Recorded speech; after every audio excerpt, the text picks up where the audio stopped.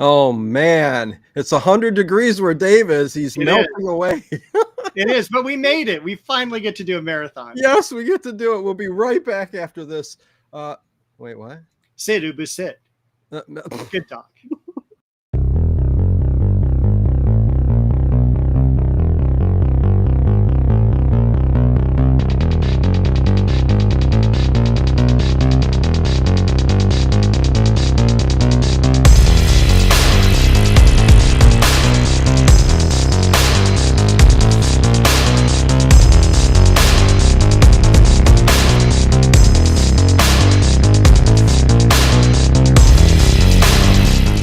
Is it just me? Or is it getting crazier out there? Hey everybody, welcome to Late Late Horror Show. I am Dino, and that is Dave Plouffe. Prefers marathons to 5Ks. Yes. We've got a lot. Well, you know, it's 100 degrees there where Dave's at in California, and he's melting away. He's got no air conditioning. I shouldn't have said that, but he's got the window open, and 100 degrees wind is coming and hitting him. But we are going to have fun, Dave. We've got a lot of things to talk about. We may be all over the place. Me and Dave both got a really nice recipe we're going to show you. I made some Spanish noodles today. Can't wait to talk about it and show you the picture of it. It's fantastic. But we got some games. We got some. I've got a horror game we can do. We're going to play a little bit of this and that, and you guys can chime in too as well. I love you guys to do that. And Dave's got some stuff too. So let me say hello to everybody in the chat, Dave. Huh? Over there. There, yeah. And thank you, Horror Junkie for Life. 44 months been a member. Thank you so much. Much love to you. Thank you. Hello, Connie Clary. Lizzie, what is going on? MOR is here. J.O.B. is here. One of these days, he's going to take the dots out of the name and throw us off. Chris W., what's going on? Good to see you. And of course, Horror Junkie, JLR. Stephanie Press. Listen, it's going to be, we're going to go as long as we can, and it's going to be fun. We're going to talk about a lot of personal stuff. Well, are we? I don't know. I don't know where that came from, Dave. Nathan, what's going on? Good to see you. Chris W., I think I said. Nathan, Harry. Jimmy D, Mr. Ed, Bob, I think that's Toon. Toon is here. Turn the fan on. He's got 15 fans shooting at his face. Little ones, big ones. Where is it? I made a Lego clock and it actually works. I should have had it out. Anyways, there we go. How you doing, Dave? I'm doing okay. I think I'm a little behind, but I'm all right. Okay. Yeah, you had an ear infection is what you had. Oh man, I had an entire body infection. It felt like I sounded horrible. I had a sore throat. I had, a big sinus infection is what it was. So yesterday I was or last Saturday I was in urgent care, got hyped up on medication, but I am feeling much, much better. Thank you. And I'm sorry I could not contribute last week. Oh, you're good. My God. Always there. So there you go. But yes, he does prefer marathons to 5Ks. Really? I don't like running. Okay, so yeah, there you go. Okay, I'd like to start this off talking about something really quick. Dave, me and you talk about this all the time, Skinwalker Ranch. Yes. And the new season just came out. Have you watched any episodes yet, Dave? I've watched 3. Okay. I've watched the first 2, and then one where they're all sitting around at a table. And that's what's got me very, very annoyed. Okay, so Skinwalker Ranch, The Secrets of Skinwalker Ranch. I've watched the series. I've loved every season, but then you start getting to the later seasons like Oak Island, and where you're never going to find the ultimate, what your ultimate goal is, right? Skinwalker Ranch seems to be the same way. There's supposedly this big object underneath the plateau there, in the dirt, 40 feet down. Basically, they're saying there's a UFO under there. Okay, that's what they're saying. Yeah. And what gets to me is why not bring in you know, and the owner was talking about this. He's like, you know, this is the first question people talk about. Why not get a bunch of construction equipment? Well, we don't want to get things riled up or anything like. I mean, come on, come on. But anyways, what's bothering me about the season is every other episode, there's this guy interviewing them about the last episode, which the last episode wasn't much going on from what we seen last year. So this guy's going to sit there and recap, you know, going, yeah. So what do you think? I hate this, Dave, so much. This dude should not be sitting there talking to them, interviewing him. I hate him, first of all. And You hate him. For me to hate somebody. Yeah. But his name is Matty. Is that his name? I didn't even like know. Matty Blake. Yeah, whatever. And he must be tied in somewhere with Prometheus Productions, because he interviews not only the people on Skinwalker Ranch, but also on Oak Island. Oh, really? Okay. Prior to the last season or two, the first 4 episodes of Oak Island would be him recapping the top 10 finds, the top 10 guests, the top 10. It drives me absolutely insane. Hey, Kathy, I think I missed you. How could I miss Kathy with a C? Oh, well, I don't need to say that there's no Kathy with a K anymore in our chat. But yes, Dave, that is exactly it. I don't get it. I don't understand. I don't understand why bring out a season if you need somebody in there to fill airtime. You know what I mean? Right. It's driving me nuts. And we don't end those in between episodes are only 20 minutes. Yeah, yeah. So we get a full 45-minute episode of not Oak Island, Skinwalker Ranch. Yeah. And then we get a 20-minute episode of them sitting around a table. Hey, what do you think about that? J.Odebito was going to sneak on Oak Island, plant a fake treasure chest. Just to rest. You better make it look old, that's for sure. But I had to bring it up because I talk about it quite a bit, and it's just, you know, I'm going to continue to watch. But if what's going on right now, they may lose me because I don't get it. I don't get it. You know, they should really be pushing forward with new stuff. But anyway. I would rather just go to Brandon Fugel's house and see what he's got. I think that's more entertaining. Well, it could be. Them sitting around the table. Have you seen the hangar where they keep that helicopter and his plane and his car? And like, I mean, it's like it's spotless and beautiful.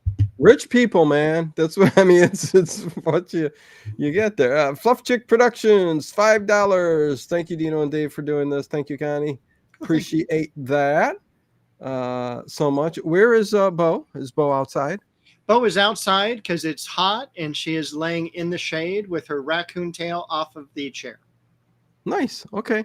So where should we start off here? Should we start off by doing some this or that? Do you got anything else you want to say, or?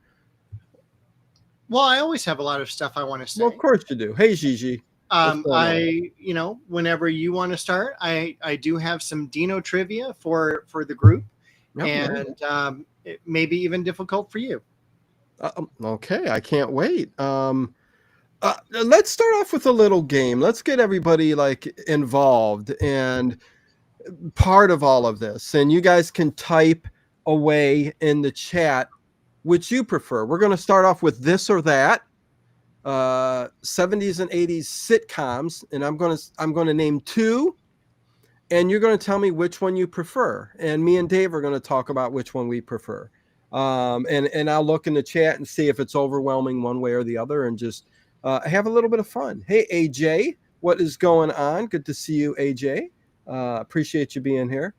Traveling Fools, what's going on? Good to see you. But yeah. Well, who? Gigi.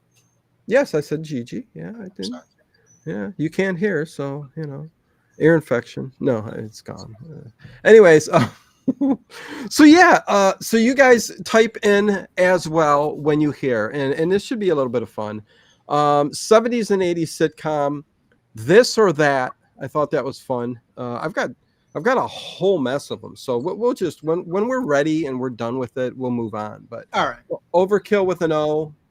What's going on? John Doe. What's going on? So which would you prefer, this or that? Which one would you prefer? Happy Days or Laverne and Shirley? Type away in the chat what you prefer. For me, Dave, I was going to say this is kind of easy, but I love them both. I watched Laverne and Shirley up until when they moved to California. I think that's where they moved with Lenny and Squiggy. They moved out to, I think, L.A. I'm pretty sure. Huh. And even Carmine Ragusa. Listen, they all had to follow, right? Sure. But they towards the end they moved out to I believe it was L.A. I forget. Are you sure you're not thinking of I Love Lucy? No. This was Laverne and Shirley. All right. Yeah. But Happy Days is my choice because I mean, come on, you got the Fonz, and it was a staple from beginning to end. I love it. So Happy Days for me, right? I'm thinking Dave's thinking the same way. All I gotta say is, hey. Yeah. Okay. You know, Okay. I'm a Happy Days person as well. Everybody's saying Happy Days. No love for Laverne and Shirley? I saw Chris W. Did she? say Laverne and Shirley and MOR as well. Okay, so but the majority. I see. Yeah, everybody seems to want to. Okay, Happy Days. I get it. That's I seems right. You know, I think until truly the Jumping the Shark, it was a grade A program. Yes. It spun off Laverne and Shirley. It spun off Mork and Mindy. But look what happened with Jumping the Shark. It led us to Kolchak. True. We have that one girl that was the rock star. And what? Leather Tuscadero? Pinky Tuscadero. Pinky Tuscadero. Yeah, so I remember her, Dave. So do I. Hey, Fancy, get over here. Oh, and I remember one she was very down episode where Fonzie waned and the gang disconnected his motorcycle and brought him all the pieces, and he did it just by touch. Put it back. Yeah. No, that 100%. Yeah. Happy Days that was an easy one. We started off with an easy one. I think this is going to be an easy one too, but then we start getting into some harder ones. I think the third one I say is going to be harder, but this or that, and everybody, like I said, no brainer. Says Gigi.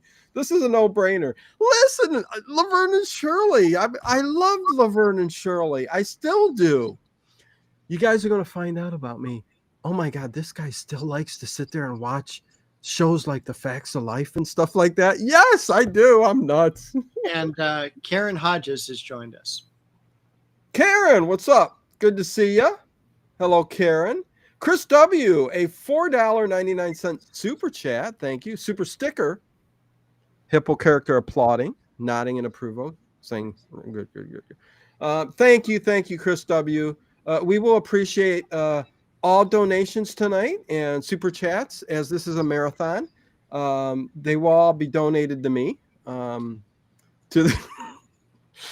would love to do a Jerry Lewis telethon and make all proceeds, but I'm not big enough for that. Listen, I'm small potatoes. Very small potatoes. Hey, Sweet, what's going on? Okay, second one. Be sure to put your answer in the chat as well, and I know what everybody's going to pick.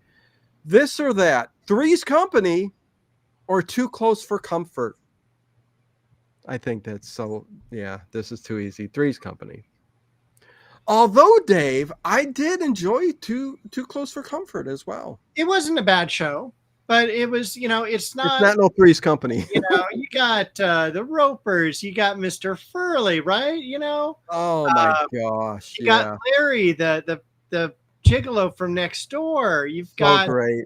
A lot of chains and open shirts and stuff like that. The three girls who were Chrissy, I thought you know. Janet. No, the three it was first. It was Chrissy. Then Right. who came in? It was Cindy. Cindy Snow. Cindy Yes. came in, and then the third one that came in was Terry. Okay. And Terry was yeah, she was good. She was in a couple horror films too as well. But I got to go over here. It looks like, yeah, I mean, this one's going to be blown out of the water. It's going to be, wait, Connie says too close for comfort. Wow. But Three's Company for sure is going to be blowing everybody out of the water. Mr. Ed, $20 super chat. Thank you. Appreciate it, my friend. It's very nice. Awesome. I want to thank all the fathers out there. I don't want to thank them because that's stupid. What did I say that for? I want to say happy Father's Day to everybody out there who is a father. Okay, so there you go. Want to get that out, including me. Yeah, thank you. Dave's so nice saying that to me at the beginning of the show. He's such a nice guy. Happy Father's Day, Dino. Thank you. Thank you, Mr. Happy Father's Day to Ted too. Yes, of course. Yes. Happy Father's Day to Ted. You know what? Oh my God. Thank you, Dave. Okay, so Three's Company, definitely. The Ropers spun off and did their own thing, and of course it didn't really go too well. And at the end, Jack Tripper moved on. And what did he call it? What was his show? Two of a Kind. Yeah, that's his show that he spun off with the restaurant, and I forget the girl that his fiance. I forget her, but she was a cutie too. I do you remember that. the name of the bar? The Regal Beagle. Trivia. Who was your how about this, Mr. Furley or Mr. Roper? Equal? Oh no, that was the Mr. Furley Karate Chop. Oh yes, it was Mr. Furley by far. Mr. Furley. Oh yeah. Really? Okay. I was a big Mr. Furley fan. I mean, did you see the lapels on his shirts, on his jackets, his ascots he would wear? I mean, he was just so incredibly cool. Oh yeah, he had swagger. Don Knotts is a great actor, comedian. I love Don Knotts. I love Andy Griffith's show. I love The Ghost of Mr. Chicken. He did do some Disney stuff too as well, but I love Don Knotts, man. I really do. Thank you, everybody. I'm gonna beat Harry Scott to it. Attaboy, Luther. Attaboy, Luther. Yeah, I love it, man. The Ghost of Mr. Chicken. Okay, we'll move on. That was kind of easy 1, 2, Three's Company. Although too close for comfort, I really did like that show too. I still do. I didn't like Maintenance Guy. Or am I thinking of something else? You're thinking of something else. Too Close for Comfort was with Ted Knight. Ted Knight. That's right. I'm getting that confused with what was that show? Maybe it'll come up here. I don't know. Okay, so let's move on. Let's get to the next one. One day at a time. Yes, one day at a time. Thank you, Dave. I confused those, Dave. See? It's okay. Mr. Limpet. Yes, Don Knotts was great in that too.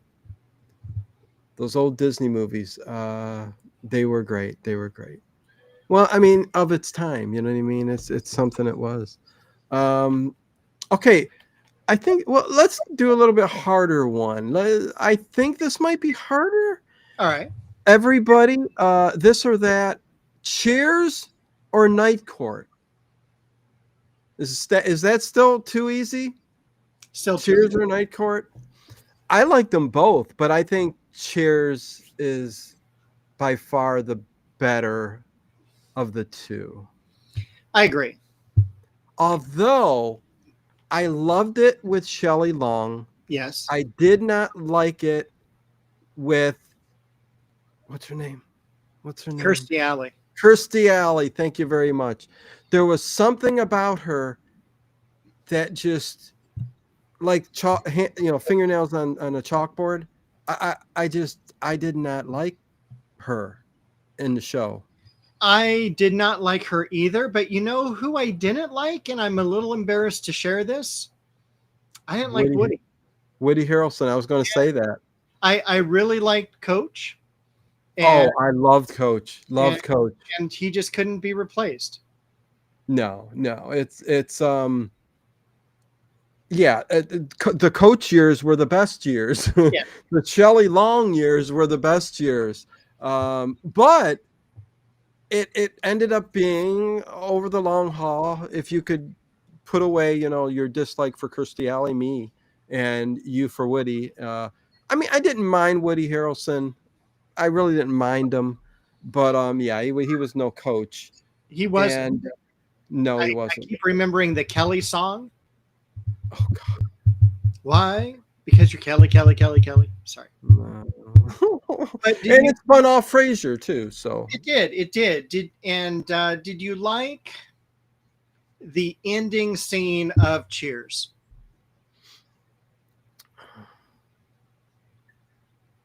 I think it's one of the better ways to end a show. I thought it was good.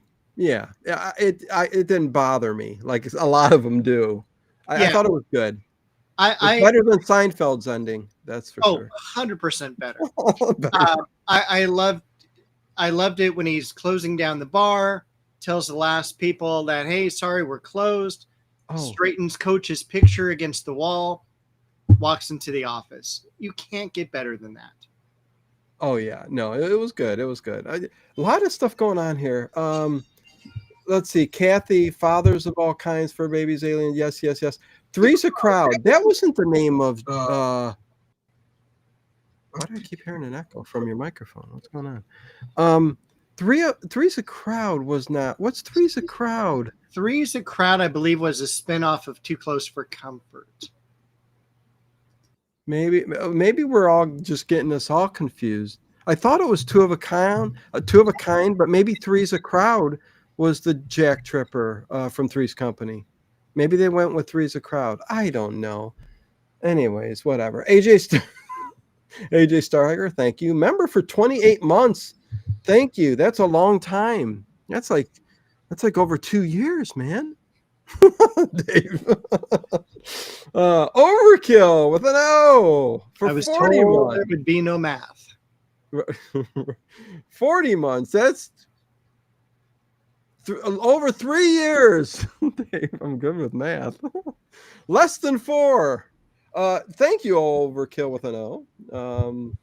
Keep the OTR coming. You're preserving history. Thank you. There's not one tonight, which there usually would be. Well, no, maybe they'll be coming. They'll be coming. This week hasn't been a whole lot, but they'll be coming.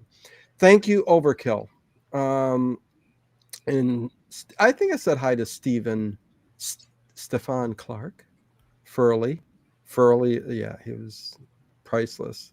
It looks like it was all cheers. I like both. Night Court edged out for me.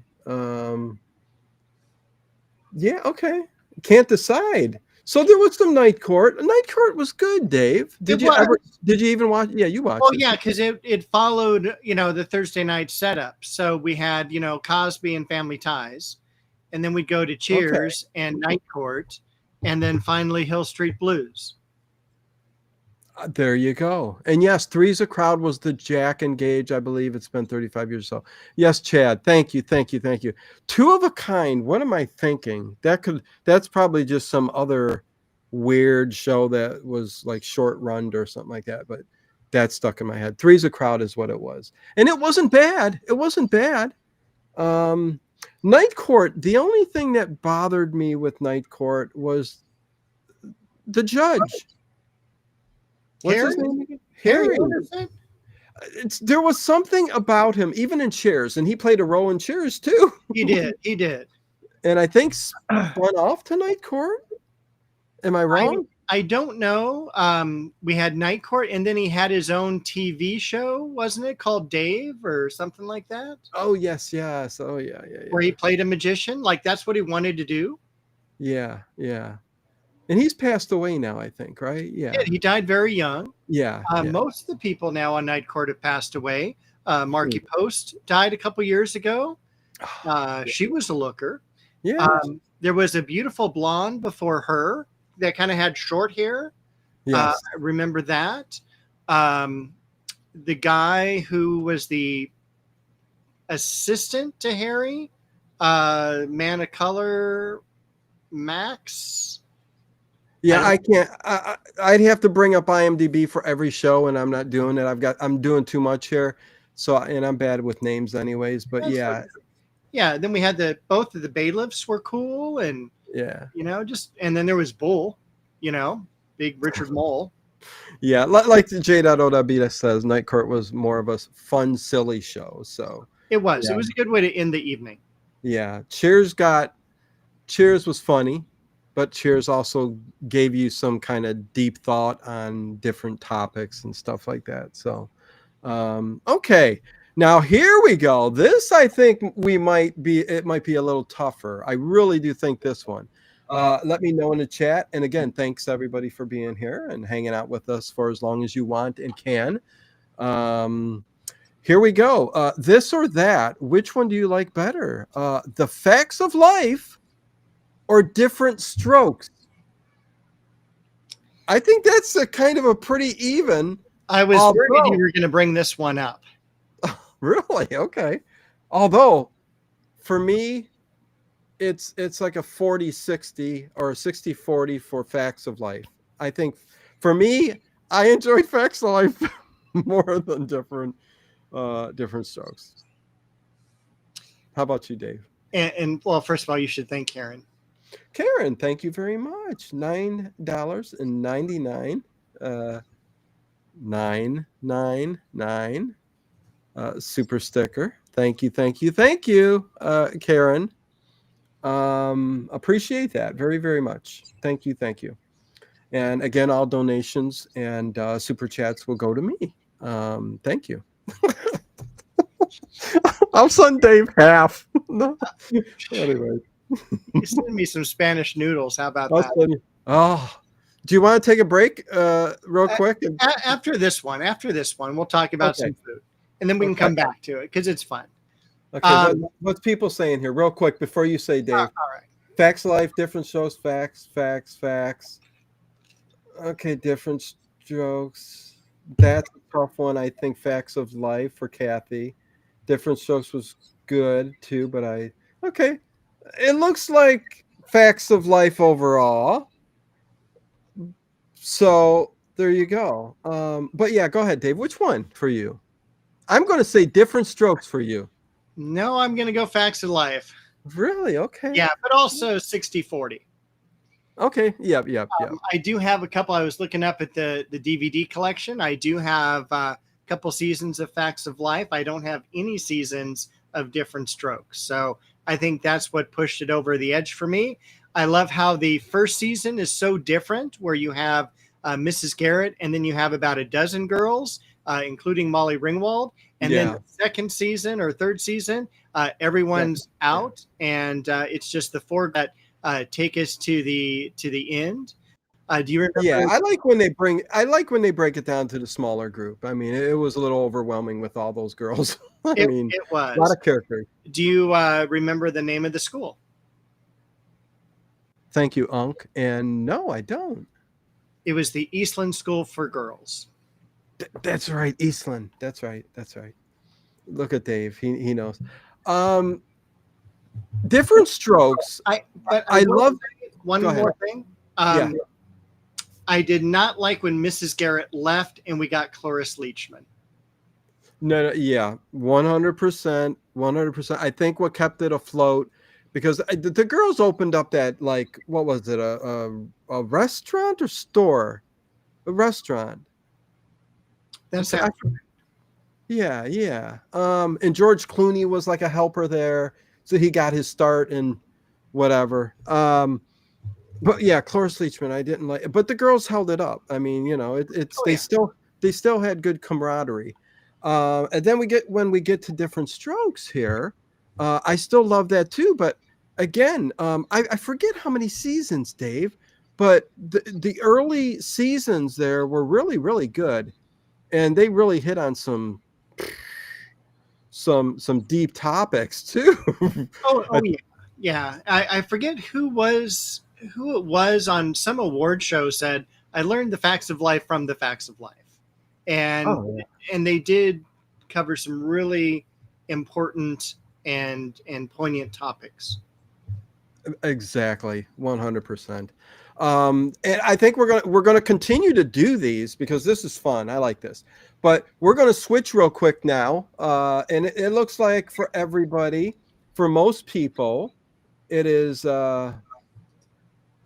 facts of life. And Connie, yes, yes, Connie, I should be good. Fluff Chick Productions. If you guys aren't subscribed, I'm going to post either tomorrow or definitely Tuesday. But I'm going to go on with Connie on her channel, Fluff Chick Productions, Wow. at 8 o'clock, like we do here, same time, kind of. And we're going to have fun over there for a little bit. We're going to do a show over there on Fluff Chick Productions. So if you're not subscribed, and you can put the link in there, Connie, please go over there. I will let you guys know real soon. But yes, Tuesday is good. And good to see you, Unc. Good to see you. So, Thank you, Albert. Albert.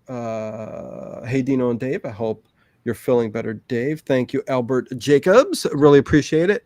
So, me and Dave always like to talk about food. A lot of the people here, hey, Toon, what's going on? Everybody likes to talk about food, right, Dave? Oh yeah. And I've brought up many times in the past about a recipe was passed on to me from my mother from my grandmother, and it's a cheap dish, but I made it today, and I said, you know what? I'm going to take a picture, and I'm going to share it and tell you guys the ingredients and everything on the show. So, and Dave's got one too. So here we go. This is my Spanish noodles. This is called, I don't know why they call it Spanish noodles, but that's what they called it. So that's what I call it. It is so, let me get a close up. Look at this. Look how moist that is. Oh, Dave. And it's so cheap and it's so simple. Does that look good, Dave? Yes. Dave told me earlier when I showed him, he goes, I can smell it. I can smell it. So let me tell you, you guys, this is so, if you want to make this, this is what you get. And oh my God, it's so good. I need to eat some more. Egg noodles, the flat egg noodles, okay, is what you're going to boil. And while that's boiling, you're going to take a pound of ground beef. And again, this is a poor man's meal, really. A poor man's meal. You ground up the beef in another big pot, and you add onion powder, garlic powder, pinch of salt. I like to do a couple dashes of sugar too, Dave, because I do it for everything. You don't have to do the sugar. And 4 cans of Campbell's tomato soup, okay? And only 2 cans of water. You want to make sure it's not like too thick. So the 2 cans of water is a perfect amount to make it this way. I also put 2 tablespoons of butter in it. Okay. Then once the noodles are cooked, you don't want to get it too soggy or nothing. You want to do it perfect timing. Drain it, put it in, mix it all together. Then what you're going to do is you take a 24-pack of Velveeta slices of cheese. You layer it on the top, you push it down, and you layer the rest and push it down. Cover it, put it in the oven at 350 for 1 hour, and stir. What the heck? Stir it. This is going to be a night where I'm not going to talk very well. So I'm drooling a little bit as I'm looking at the food. Stir it up halfway in the middle, and then when you take it out of the oven. And that is it. That is it. And that's the dish. So hopefully that looks appetizing, and maybe somebody will make it. But there you go. How's that, Dave? It was so good I had to go get something to eat. You had to go get some food? Oh, Dave, I had some of that today. My kids love it too, so there's no way I can eat all of that.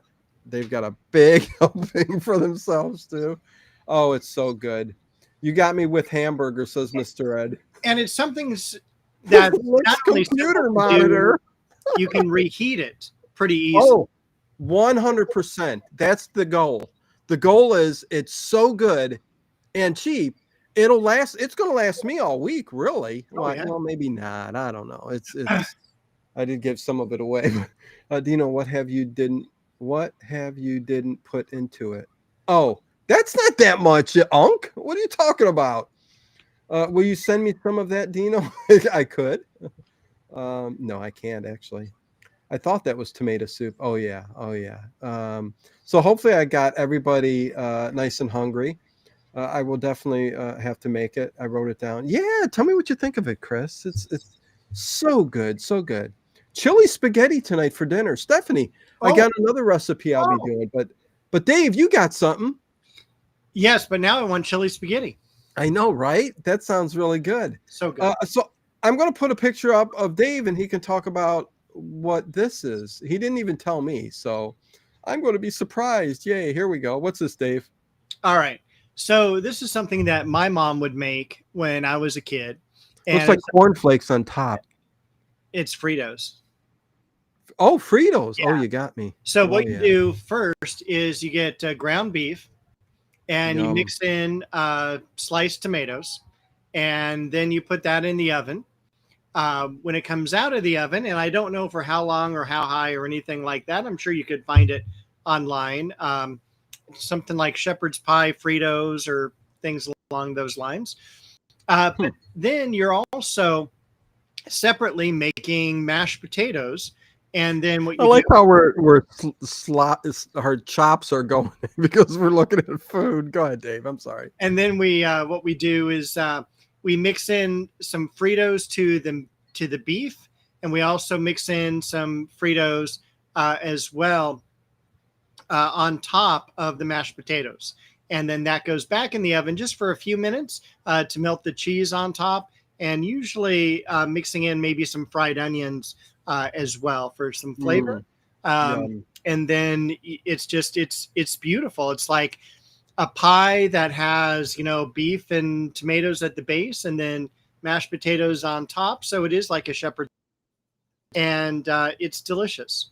Yeah, it's a poor man's shepherd pie is what it is. Yeah. Looks good. Yeah, that looks good to me.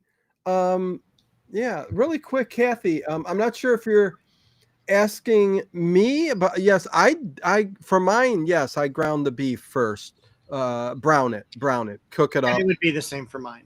Yeah, it's usually I do it in the pan that I'm the pot on the stove, the ground beef, brown it with the onion, garlic, and like I said, salt, and just if you want to add a pinch of sugar, not too much. You don't want to make this Spanish noodles too sweet at all. You don't want to do that because it's more about the flavor of the tomato soup and the Velveeta cheese. But me, I like everything sweet. So definitely brown it first. And it's... How many slices of Velveeta cheese? It's 24 slices. A whole thick pack. Yeah. 12. Push it down low. Another 12, and then get it right underneath on the top. And oh boy, it's so good, Dave. So good. What did somebody else said something? Let's see. Have chocolate croissant and breakfast. Oh, this is what I saw. Kathy said, my mom makes an awesome tomato soup cake. Have you heard of that before? Never heard of it. Wow, that sounds interesting, Kathy. If there's any way of getting that to me, let me know. Send me a message. That sounds good. Or I probably can look that up online, but you probably had a special recipe for that. That sounds good. I love tomato soup. Like I like just to open up a can of tomatoes, Campbell's tomato soup, tablespoon of butter. I got to add, but listen, my cholesterol is good, Dave. Okay. It's good. So, and then I like to just take good soft bread, pick it apart and throw it in there and let it soak all that up, and just eat away. You know, I mean, I don't like my bread soggy. well, then you wouldn't like that. But well, I mean, in a soup, I mean, it's croutons are hard. Okay, I get that, but Maybe I would do some crackers in the soup, but that's about it. okay. Fritos chili pie, Harry says. Yes. I don't eat chips often, but I go crazy for Fritos. Yeah. Late food show. Do a best late night snack segment. That would be good. Thank you, Kathy. You want to put that on Discord? That would be awesome. Tomato soup cake. Yum. Oh yeah, and of course a grilled cheese sandwich with tomato soup. I mean that's a staple. You know. Do you just do a normal grilled cheese sandwich, or do you ever do one that's more? Dave, when I make my grilled cheese, Boy. yes, there's I'm so there's first of all, it's got to be a nice good frying pan, and it's got to have the butter, 100% butter. And I butter up the bread. It's got to be a thick bread because it's going to be smushed, because it's going to soak up all this butter and you don't want it to fall apart. So yes, this is not healthy for you people, but it's good. But you But put you it put it in there, and then it depends on what kind of cheese you want to put on. I usually put like provolone and maybe a slice of Velveeta cheese is usually two different cheeses, but then I'll sprinkle a bit of onion powder. It's got to be there every time, and a little bit of garlic powder. And then I brown it, and then I put it on top the other cheese sandwich, and then flip it over, and then make sure there's enough butter in there and crisp it. And yeah, it's a greasy mess, Dave. It's a greasy mess, but that's good. Oh, it's just so good. All right, I do butter on the pan. Get that all ready. On the bread, I do a thin layer of mayonnaise. Plop Okay. that in. Plop that in. Add my cheese, which is usually Velveeta. Okay. On top of that, avocado and spinach. Oh, that's not a basic cheese sandwich. You're getting a little fancy there, is what you're doing. I'm in California. Okay. Well, yeah, it's a California cheese sandwich. That's it. Gotta have avocados. I can't stand avocados. I love avocados. So good. Taking a sip, and I guess we're done with the food talk. Although everybody's talking French onion soup, croutons, yes. Oh my God, I do too, Dave. So good, says Kathy. Not the spinach though. Kathy says. Okay, so go ahead, Dave. You look like you're ready to just jump out of that chair. Almost. Okay. Would you like to, before we go back to the this or that, would you like to do a few questions of Dino trivia? Sure, let's go for it. All right. How many people do we have watching right now? About 37. Perfect. That's Coke more or Pepsi? Coke or Pepsi? I'm Coke. I'm a Coca-Cola guy. Coke, Pepsi. Yeah, I love my Coke. Anyways, go ahead, Dave. All right. So we're going to do Hello, just random answers into the chat, if you would. This is from Dino's statements in many of his videos. So, Dino likes to play the board game Clue. What character is his preference? Please write that into the chat. If anybody knows this, I'm going to be shocked. If people were listening that intensely, yes, there is one character in the Clue game that I always have to be, or I like to be. Yeah. Very interesting. You pull that out. That's awesome, Dave. So yeah, but who do I want to usually be? Hey, Sally, what's going on? Skellington, what is going on? Nope, not the professor. I guess we'll wait a second. Who do you like to be, Dave? Yeah, I like to be Miss Scarlet. Who do I like to be, horror junkie? Who do you like to be, Dave? Have you said probably the professor? Okay. Yeah, see, people aren't going to know this one. Wait. There we go. Somebody said it. Sin City Jim. Sin City Jim. Yes, Colonel Mustard. I'm guessing Colonel Mustard, says Kathy. Yes, I every time Clue comes up in one of our streams, I talk about being Colonel Mustard. Listen, I don't know why. It's just it's like on Boardwalk or Monopoly. I have to be the dog every time. That's weird. It is weird. Well, and I'm Dino too. Flintstones, but yeah, whatever. All right. So Colonel Mustard, yes, I have to be Colonel Mustard every time. All right. So Dino's loves the series of the Planet of the Apes. Yes, I do. There is one Planet of the Apes movie that he likes more than all of the others. Can you name it? Whoa. See, this is too deep dive. It's a very deep dive.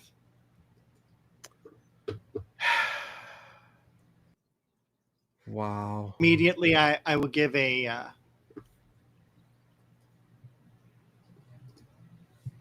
list of the Planet of the Apes. Yes, say the series of the Planet of the Apes. There definitely is. Let me bring it up here. Okay. I'm going with Mustard, Mr. Ed. Oh, what? You're behind, dude. Mr. Ed, somehow you got behind. I haven't played Clue since I was a kid. Try Arkham Horror 3rd edition, Dino. Okay, Chris. Oh. All right. So here are the list of the Planet of the Apes movies. Oh, listen, Marky Mark version. No. The Tim Burton Planet of the Apes. What was that about? Anyways, go ahead. All right. And Harry Scott says Beneath as well as Sin City Jim. That is the incorrect answer. We also have Escape, Battle, Conquest, Dawn, Rise. And I think that's all we need.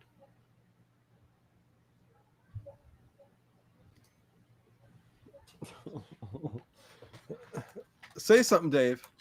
Keep talking. I hate Planet of the Apes. I've only watched it one time.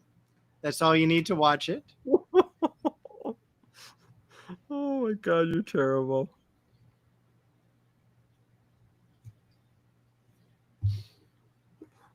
Okay. Sorry, no. I had to do something real quick. All right, no problem. You tell me if you see it. It's not the original first movie. Nope. Hello, it's not Return, Mr. Ed. There's only one more. Is there only one more left or two? Yeah, there's a reason I like the one that I do the best. All right. So it is, I'll just say it is Conquest of the Planet of the Apes. Yes, sir. Yes, it is. Very close to the original. I mean, of course, who doesn't love the original Planet of the Apes?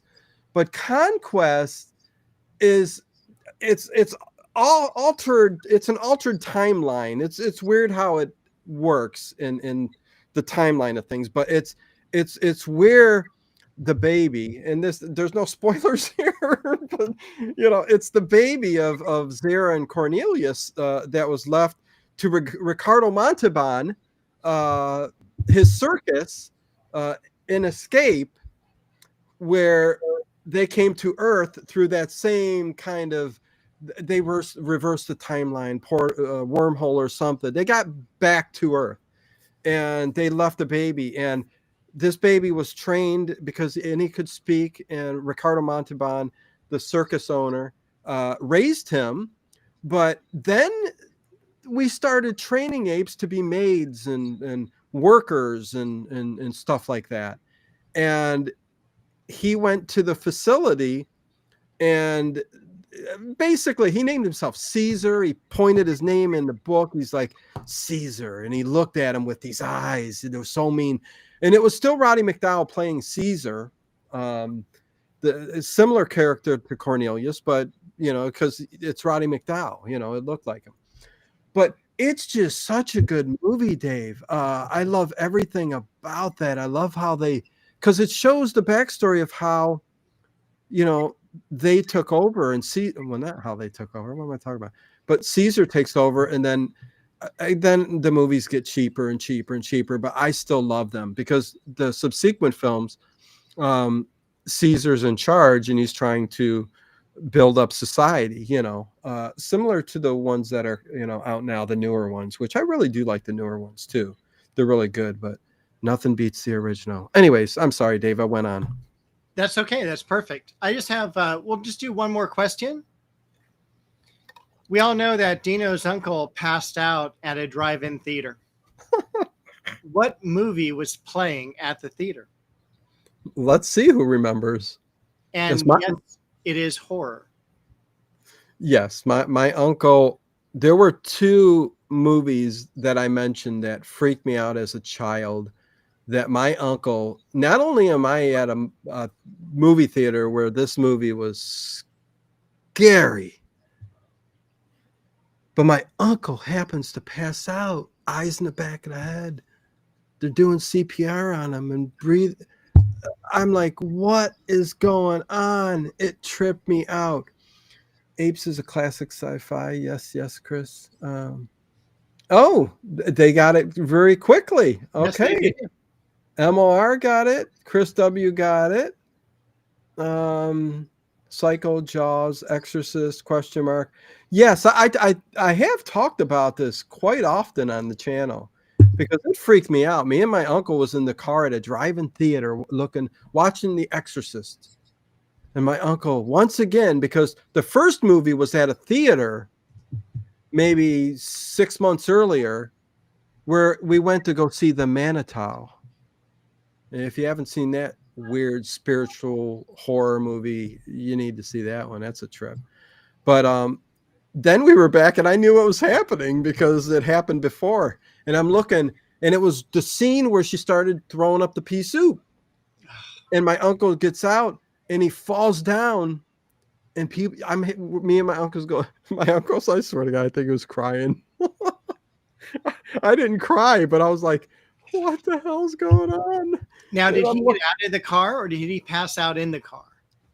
He made it out of the car, and right behind the car, he passed out. Oh. I don't know what, probably some type of panic attack of some sort. I don't know. It happened twice that I know of, and that's all I know. And I never went to movies with them again. But when they said, we're going to the movies, I said, nope, staying home. But yeah, what a trip. What a trip that was. And I have mentioned that quite a few times. Okay, yeah. So yeah, maybe get back and let people join in on the this or that. And then we can, whenever you want to change up, Dave, you just let me know. We can do something else. I don't know what you got. But, so let's do another this or that 70s, 80s sitcom. Although I could throw something else. I could mix it up a bit. All right. I tell you what. Let me do this. I am going to do. This is a game. Name that horror movie, and it's going to be a limerick. Okay. All right. And you got to guess the horror movie. So here we go. Let me start out with this. So I'm going to read a limerick. You guys tell me what horror movie it is. Okay. And we'll do two, and then maybe we'll go back to something else, Dave. Maybe we'll go back to this or that. Okay. So the limerick is: a house where the walls often bled and voices rang out from the dead, a fly-covered priest, a pig-eyed beast, and murder where someone once wed. That's not too easy. Just easy. It is easy. Okay. I think the next one will be harder, but we'll start off with an easy one. Let's see who gets it. I have to switch to listening while I drive. Okay, AJ, sounds good. 50-year anniversary of Jaws. Okay. So a house where the walls often bled and voices rang out from the dead, a fly-covered priest, a pig-eyed beast, and murder where someone once wed. Yep, there we go. There's our horror guy tonight. Everybody got it. Started to get it. MOR got it first. The Amityville Horror, and everybody seems to have it after that. So there you go. Yeah, that was a little easy, Dave. I thought it was very easy. Okay, well, do you tell me if this one's easy too? Well, hold on, because I want to make two statements. Okay. One is when I was a kid, my mom read me the Amityville Horror. Really? I think it's child abuse today, but I'm not quite sure. Well, today I don't. Well, listen, anyway, he's gone. Second, did you like the movie of the Amityville Horror with like Margot Kidder? Yeah, it was a pretty good movie. The original Amityville Horror is pretty good. I agree. I think it was from the 70s or very early 80s, and it was just very thematic for that time. And I'm going to say Amityville Horror came out 1977, maybe. This is just off the top of my head. I have no idea. It might not be. Nope, 1979. I was wrong. 1979. So close. What freaked me out was at the time we had the basement that was really, it looked bad. It looked like a scary basement, and the dog in the basement where it would go to that wall over there, and they're like, why is he over by the wall? Somehow it got me scared of the basement for quite a while down there, right? Because it was right at that time. But yeah, no, a very, very good movie. It was the Margot Kidder, and I forget the gentleman. Was he a gentleman? I don't know. But the guy who played the lead role, their relationship was quite like toxic. It was, and of course that's the whole point of the movie too. It created that toxicity between the two main characters. But I don't know, something about that stuck out. I didn't like that part of it. I don't know.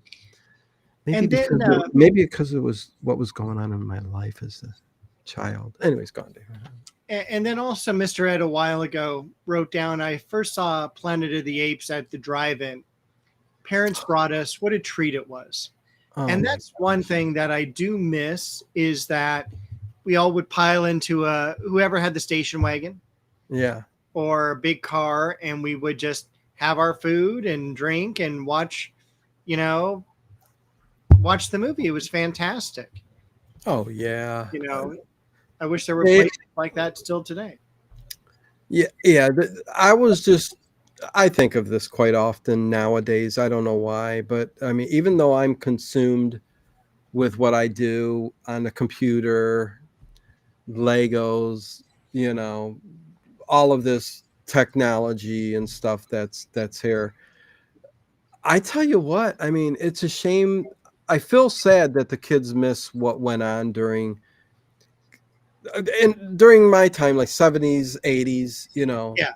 What went on, how simple things were, where you would spend all day outside, where you would be excited to see the movie of the week, or all the simple things. And I'm like, there's no way you can explain to a child nowadays how that was.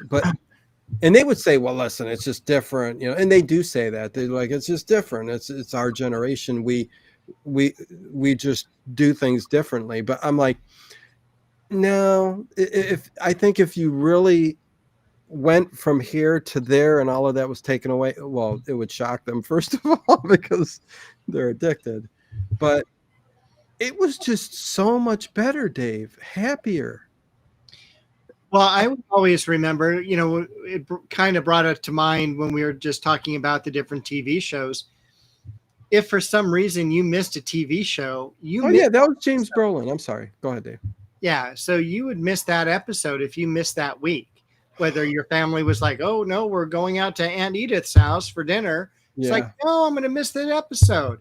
You maybe catch it over the summer, Yeah. but as we started getting DVDs and seasons like that, we got to catch up on a few gems that we missed growing up.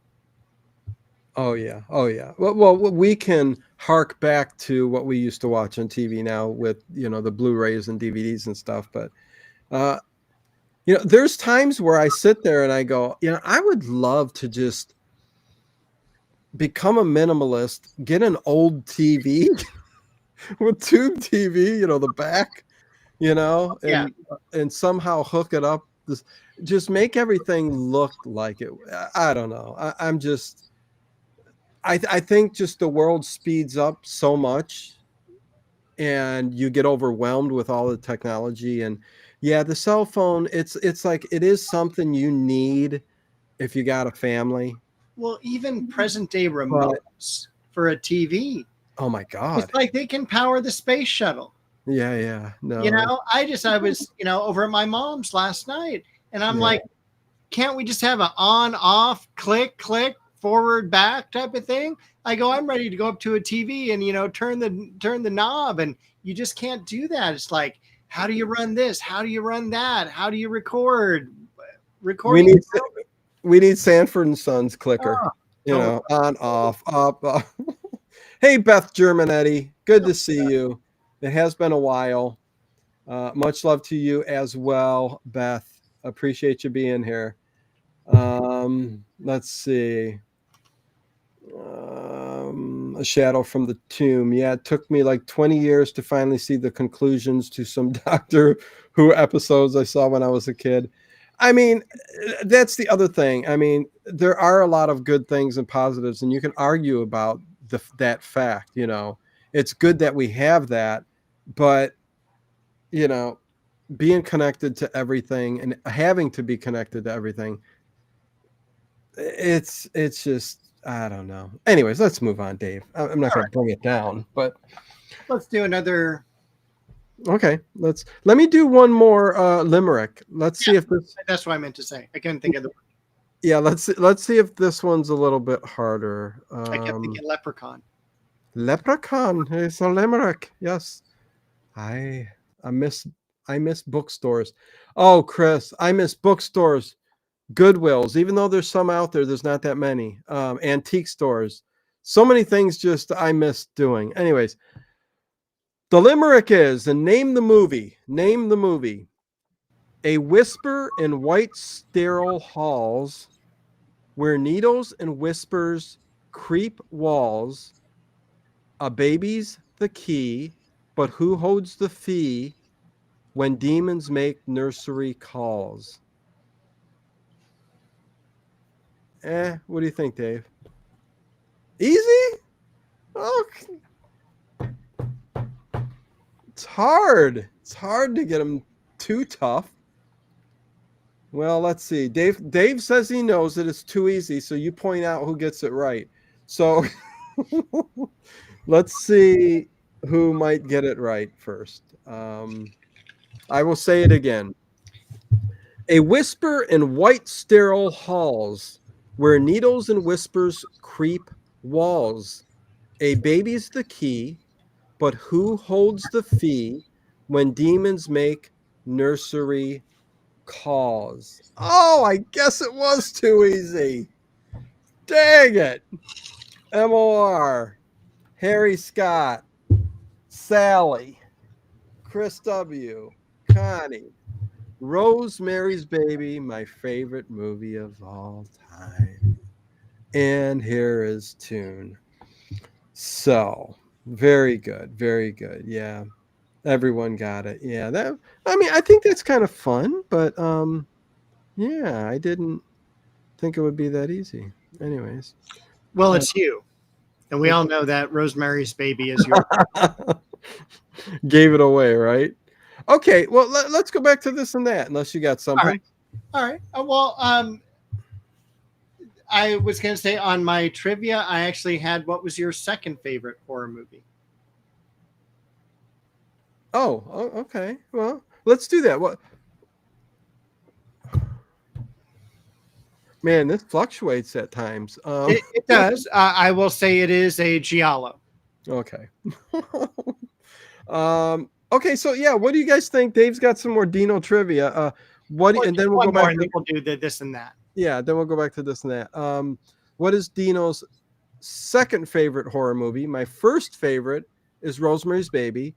Clue is it's a giallo movie, which I think most of you guys here might know what we're talking about when they're 70s, 80s Italian horror films with masked man, usually, a lot of red herrings. Dave, you let me know if you see it. All right, it's not Suspiria. I've got some good this or that's coming up here. I can't wait. Yeah. I'm getting hungry too. Yes, Shadow from the Tomb. Alrighty. Oh, there you go. Deep Yes. Red. Yes. Deep. When I first saw Deep Red, it for some reason it got me, and it shot up real quick to my number one. I love most of the Dario Argentos. Dave, man, we're gonna do this for how much longer? I don't know. What the heck is wrong with us? Do we have any thumbs up? It's top of the hour. Well, I tell you what I need to do is slow down is what I need to do. All right. I quickly fell in love with Dario Argento, who did all these 80s horror movies, and I got into Opera and Suspiria and all the other ones, and Deep Red came in a little bit later, and when I saw that, yeah, it quickly became number one. And then I watched a whole mess of okay ones. But yeah, Deep Red is it. Thank you, A Shadow from the Tomb. And here we go. Let's go straight to this or that. Yeah, okay. The next one is going to be, listen, now I think this might be a little bit tougher. I don't know. This or that. You guys tell me which one you like better. Hey, PBR Street Gang. Is it going to be, I would have guessed The Omen until Dino said a giallo film, The Omen. You know what? I take this for what it is. Uh-oh. No, it's not that I'm not an Omen. I don't like it, but it's not as high up on my list as like one of the greatest horror films of all time. It's just not for me. Listen, I know it is more for you, but it's a good horror movie. Gregory Peck. Well, I know. And the ending is so good. It is. The premise. But from beginning to end, it's one of those long drives, man.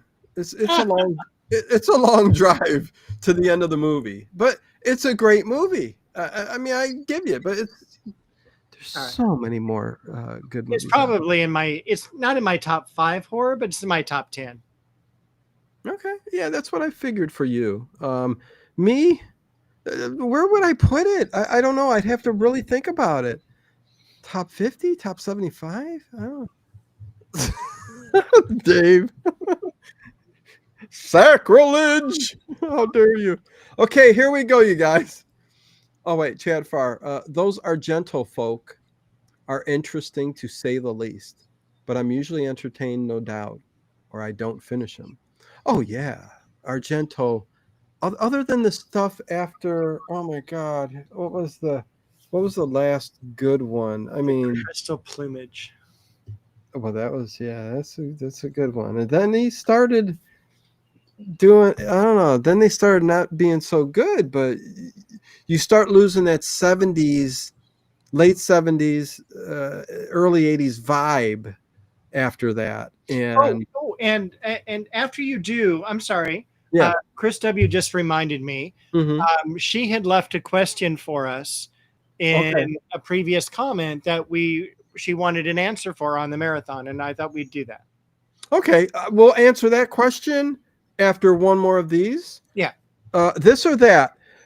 Which one is your favorite, Mork and Mindy or Alf? Mork and That's too easy too. Listen, I don't know. Listen, I'm trying. Oh, Mork and Mindy or Al. Well, listen, Mork and Mindy wasn't on that long. But it did have Robin Williams and Jonathan Winters, so that's the one I pick. Alf, though, Alf has a following. People love Alf. people do love Alf. I enjoyed it a little bit as well, A little bit as well. I love it. but Yeah, I would have to go Mork and Mindy, just because it is the classic. You know, terms like Shazbot, Shazbot. him sitting on his face, the idea that the supreme leader is in an egg, Yeah, that you get younger as you age. yeah. Because when Jonathan Winters comes in, he's a little kid and he talks like it, and that's what he's known for. If you know who he is, if you know what I'm talking about, Jonathan Winters was one of the greats. Anyways, MOR says Alf. Listen, Chris W says his suspenders. yeah, The fact that Mindy's dad worked or owned a record store, music store. yeah.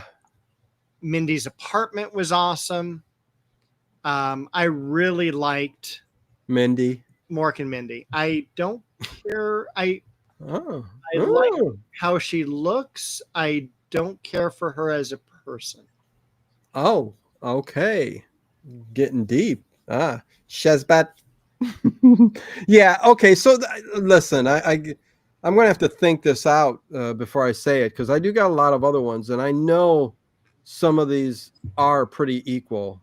I'm going to definitely have to go to one of the equal ones, because yeah, that was I guess that was easy too. Mork and Mindy, definitely the better show. Again, I enjoyed Alf, but yeah, it doesn't beat Mork and Mindy. Okay, get to the question that Chris had, Dave. Chris W had a question regarding what got us into the paranormal. Oh, Chris, you missed a lot of the early shows. And I'll go ahead and start. Yes, go ahead. Early on in my life, I had a couple experiences with UFOs, with ghosts. I love the television show In Search Of. I love the Time Life series of, Books, yeah. Of books on the paranormal. Mm-hmm. I remember actually those Time Life books is what got me into the ESP and the telekinesis, which listen, I'll tell you, we did. There was a short period of time where I did. Anyways, go ahead. I remember picking this book up. I was out with my ex at a bookstore, and I picked this book up because I wanted to read it. And she was like, "Why do you believe that kind of garbage?" Which was ironic because she was Mormon. But it was like literally made me put it back on the shelf because she didn't believe in any of that stuff. And so that's kind of what started getting me into this field. And I've always thought it was fascinating. I think that life ends up being a combination of reality and paranormal. So anyway. Yeah. No. Into it. Yes. Same here, Chris W. A lot of hauntings in my childhood that started from my grandparents, and for some reason up until my grandmother passed away, there was always some kind of haunting in the dwelling or house that they lived in, and I'm talking about some real serious stuff, and I've talked about it on a lot of my past shows about shadows on walls, of course, noises, but so many strange things. My first experience was a hand behind the bed that I swear came up and grabbed me. And this was the most haunted house that I think they lived in ever. And we were upstairs, and she was directly underneath us, but my grandmother's, because she lived on the first level, we were on the second, and there was one room, the bedroom I slept in, and my mom slept by me because she knew what went on in that room, but I had to go in there and sleep. You have to. That's your bed. And there was just a feeling in there that, it's hard to explain unless you go through that feel or get that feeling, but it was awful. But I couldn't sleep that night, and a hand came from behind the bed, touched my shoulder, a full-on physical hand. And as soon as I moved and went to my mom and said, get up, it was gone. Mm-hmm. But that was just the beginning. I will never forget, Dave, that night, that same house, maybe a few months later, who knows? I think they only lived there for a couple years because a lot of things went on. Me and my uncle being downstairs, and there's a party going on, all the families together. We have a big Italian family, everybody everywhere. And there was a window open, and we kept hearing people talking. And it was the strangest things, because you could overlook it and say it's somebody from the next room. It's because we have a lot of people there and stuff like that. But me and my uncle kept inching closer to where the sound was. It was coming from where the window was open. And the window was right outside, where there was an older woman who lived in a house that was like 15 feet. And between us, there was a grass field. Uh-huh. And behind there, supposedly, there was a family member buried back there. And and I don't think I ever brung this up when I talked about not a pet, a family member. Oh no, yeah, no, a person, yeah. And on this street that we lived in, there were a couple others houses that the house was there on top of the hill, and there was a 4 foot by 4 foot by 4 foot high gravestone of a family member who passed away from like the late 1800s or something like that. So it must have been common for the older homes that were there. So me and my uncle kept inching closer and closer, because we're like, what is that? What are we hearing? And we could hear closer. We could hear what they were saying. And it was 3 people. We got it down to 3 people. And when we got to the window, we could hear the voices say, and I think I've said this when we talked about this, and when I talked about this in the past, you could hear the voice very, very low still say, I think they hear us. And me and my uncle said something, and immediately we knew nobody was out there, Dave. We knew nobody was out there. Nobody ever went out there, let alone 3 people. And I eventually told my older uncle, and he did go out there and look out on the front porch and peek around. He had a flashlight too. There's nothing down there, nothing down there. To this day, that just, it's tingles up my back. I mean, it just scares the death out of me.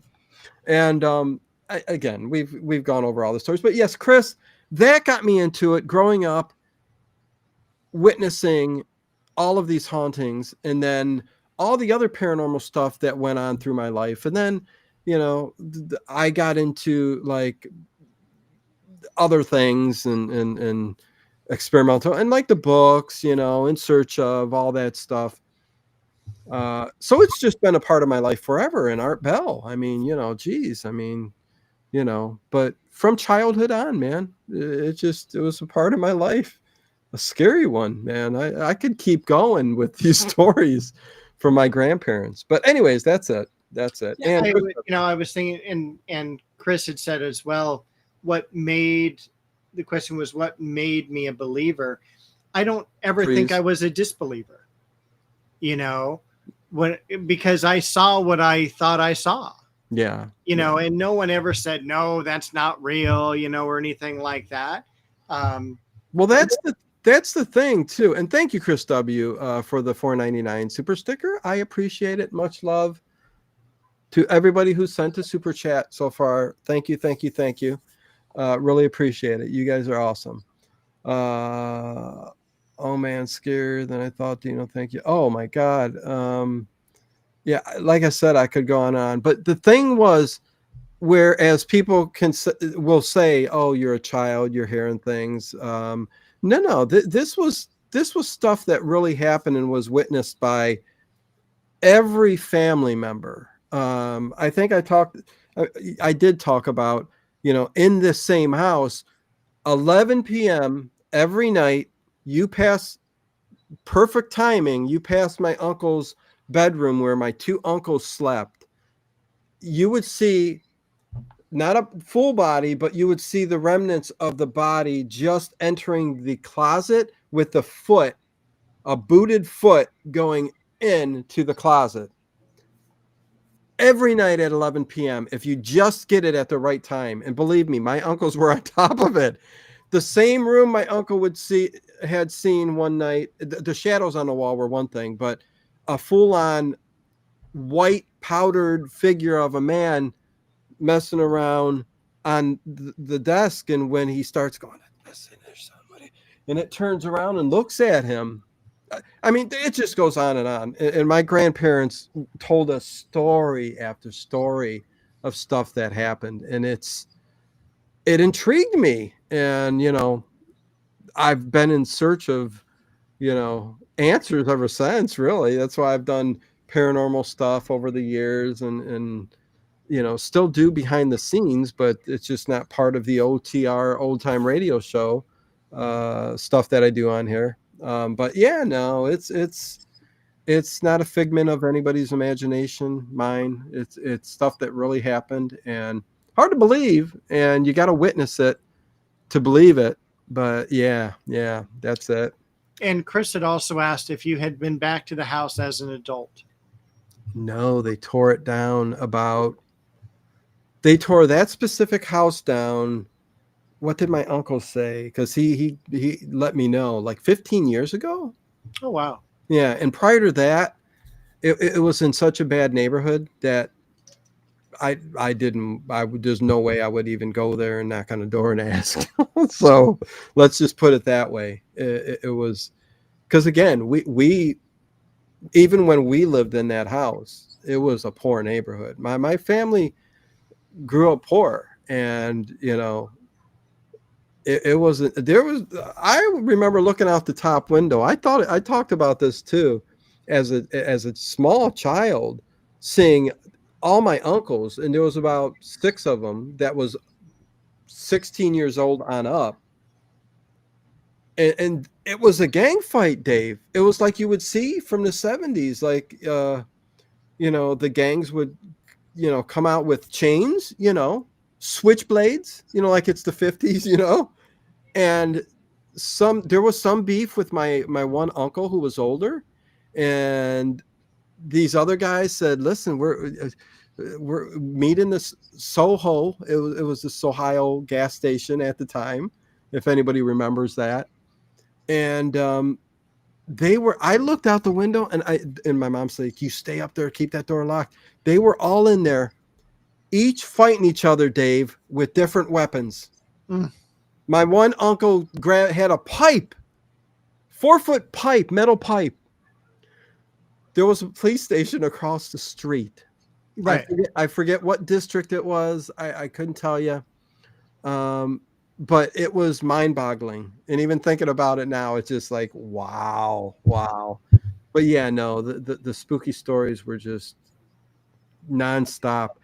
I mentioned that same house too, with the shadows that were in the back of the yard, and that was a weird night, man. It was a weird night, and they would seem to come from the back house where my aunt would live, and there was a little alleyway type thing where you would start seeing these shadows, and they were shadows of human form, so that they had shape to them. They weren't in figments of our imagination from leaves, and the shadow coming on the walls. They were shadows of something coming. And the craziest part of it is, and it's hard to believe, but me and my uncle both saw it straight on. There's a phenomenon called the Hat Man.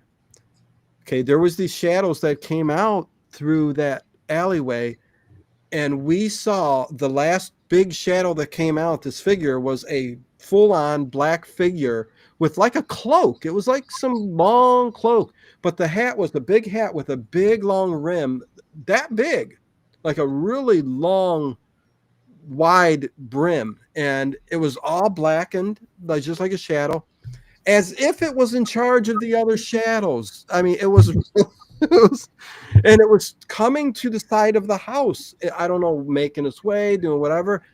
Ran to my grandfather. He said, "Shut the door and get up in the house." That's what we did, and we knew nothing else of anything that night. My grandfather went downstairs in the basement after that, and we went into the other room, and that's it. It was done. We said, "We're done." That's it. I think we sat on the chair and just, we may have fell asleep. Those times were weird times. I Wow. remember Ohio, but yeah, that's some stories, Dave. Woo, crazy. And again, they're real stories. Okay, I guess back to this and that. All right.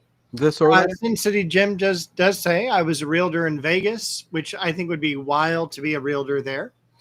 Some homes I went to had bad vibes, and I agree. I have a real estate license here in California, and some of the homes I go into, they have distinct personalities. Oh yeah.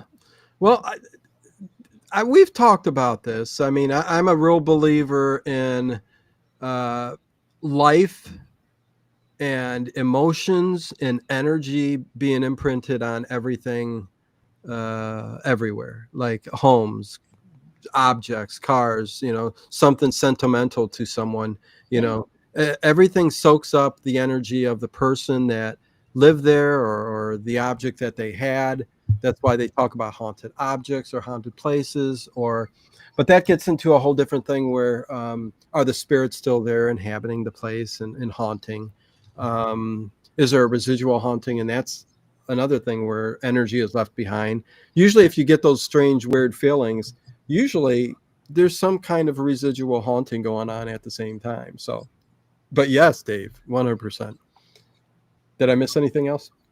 No, Chris W is just excited that it's Halloween here in June. Halloween in June. Yes. Listen, I'm still so caught up in the old time radio show that there's still time in my life for this. I would love to even get on this channel and start doing 4 nights a week of just getting some guests on, talking about the paranormal and stuff, really getting paranormal into the night. I've been saying this for a long time, but when I do this for a full-time, living, it's I got to do what people want, even though I've cut back significantly on the old time radio, just because I needed a break. And now really I'm remastering a lot of these ones that just sounded so bad, and making them sound good so that every stream is really a solid stream. So, I do what I can. So anyways, Dave, we can get back to more stuff later. This or that. And then we'll check thumbs up and all that good stuff. Please, you guys, hit that thumbs up button if you like the show, or please and thank you. Yeah, and check out the description for Dave's channel too, but we'll talk about that. Okay, so let me get a really good one here, which could be, would that even be a 50-50? I'm trying to find a 50-50 one. I'm going to do this one, but I'm not a fan of either one, but let's see people in the chat. If this one seems like it'd be a 50-50. All right. This or that, the Golden Girls or Designing Women? Is that going to be just like it's Golden Girls? I know a lot of people like designing women too, though. That seems like a 50-50 to me, no? Honestly, I have not seen an episode of either one. I've seen episodes of each one. I'm not a fan of those two shows at all. But I figured those would be two good ones to put up to. Listen, if it's not, we'll move on to another one. But I can't stop smiling, Dave and Dino, for answering my questions. Thank you. Oh, well, thanks, Chris W. Appreciate it. See? Yeah, Golden Girls all the way, I guess. Yeah. Listen, I'll move on. Golden Girls, I guess it is. I've got one. Okay, go ahead. All right. How Okay, about it's Golden Girls? Let's just say you guys don't even need to type no more. I figured it would be Golden Girls, but Dave's gonna get one here. all right? How about Growing Pains versus Who's the Boss? Growing Pains versus Who's the Boss. That's a good one. Wow. That's a 50-50 thing. It is. I haven't seen either of them either. Tau Flaudermaus. I'll always remember because he told me how to say it. It's Tau Flaudermaus. And I never forgot. Yeah, 50-50 Sweet Indigo. Yeah, see, this one's a tough one. Let's see. Who's the boss? I watched them both equally and loved them both. I love Growing Pains. Which is your favorite, Dave? I'm gonna have to go old school with Who's the Boss. Okay. I like Tony Danza. I didn't care for the wife so much or the mother. Judith Light. Okay. I love the older lady, the mother's mother. Yeah, I forget her name. I forget her name too. She lived to be like almost 100 years old. Yeah. She just died a couple years ago. But I loved her because she was in Soap in the early 80s. Yes. And I love Alyssa Milano. I just thought it was a good, wholesome show that dealt with some real life issues. Connie says neither. Come on. They're both good shows, Connie. Anyways, not her cup of tea. Okay. Yeah, I mean, probably not mine either, but if they were on at the same time, I didn't care for Kirk Cameron as much. Was it Missy Gold that played the sister? She was okay. The dad, I thought, was very talented as far as, he was the one who wrote all the theme songs for the shows of the 80s, There you go, Dave. Jessica Tate. Yes. Yeah. Catherine Helmond is her name. Catherine Helmet? Helmond? Helmet? That's her. Catherine Helmond. There you go. That's her real life name. Okay. Perfect. I loved Jessica Tate then. That was her in Soap. And that was in Soap, yes. Yes. Excellent. Yeah, excellent. I would have to say Who's the Boss, and I'm not going to say I don't like either one of them, and I like them both, and I still to this day I can sit down and watch an episode of Who's the Boss and Growing Pains, but I guess I would pick Who's the Boss too out of the two, even though I like them both. It is almost a 50-50 for me. It really is. Yeah. The only real redeeming quality of Who's the Boss is Catherine Hellman. Tell you what, Dave, the mother was very beautiful. No? The mother of which one? Growing Pains. Oh, yes. Absolutely. Oh, yeah. No, not Who's the Boss. Okay. Yeah, no, Growing Pains. I agree, but I saw her in a made-for-TV movie where she murdered her husband or paid an assassin to murder her husband. And she ended up paying an undercover police officer. So they went in and got the husband and brought him to safety and played all these tapes of her going, I hate my husband. I'm going to kill him. And she was this evil, evil person. I haven't ever been able to get that out of my mind. Really? Okay. Yeah. Interesting. Huh. Okay, so there you go. I think it's Who's the Boss. Judith Light was on Soap Opera. Yeah, Judith Light from Who's the Boss. That's who was the mother. Yeah. A real redhead. A wink. I think Brad Pitt was on Growing Pains also. His name was Chuck in the episode.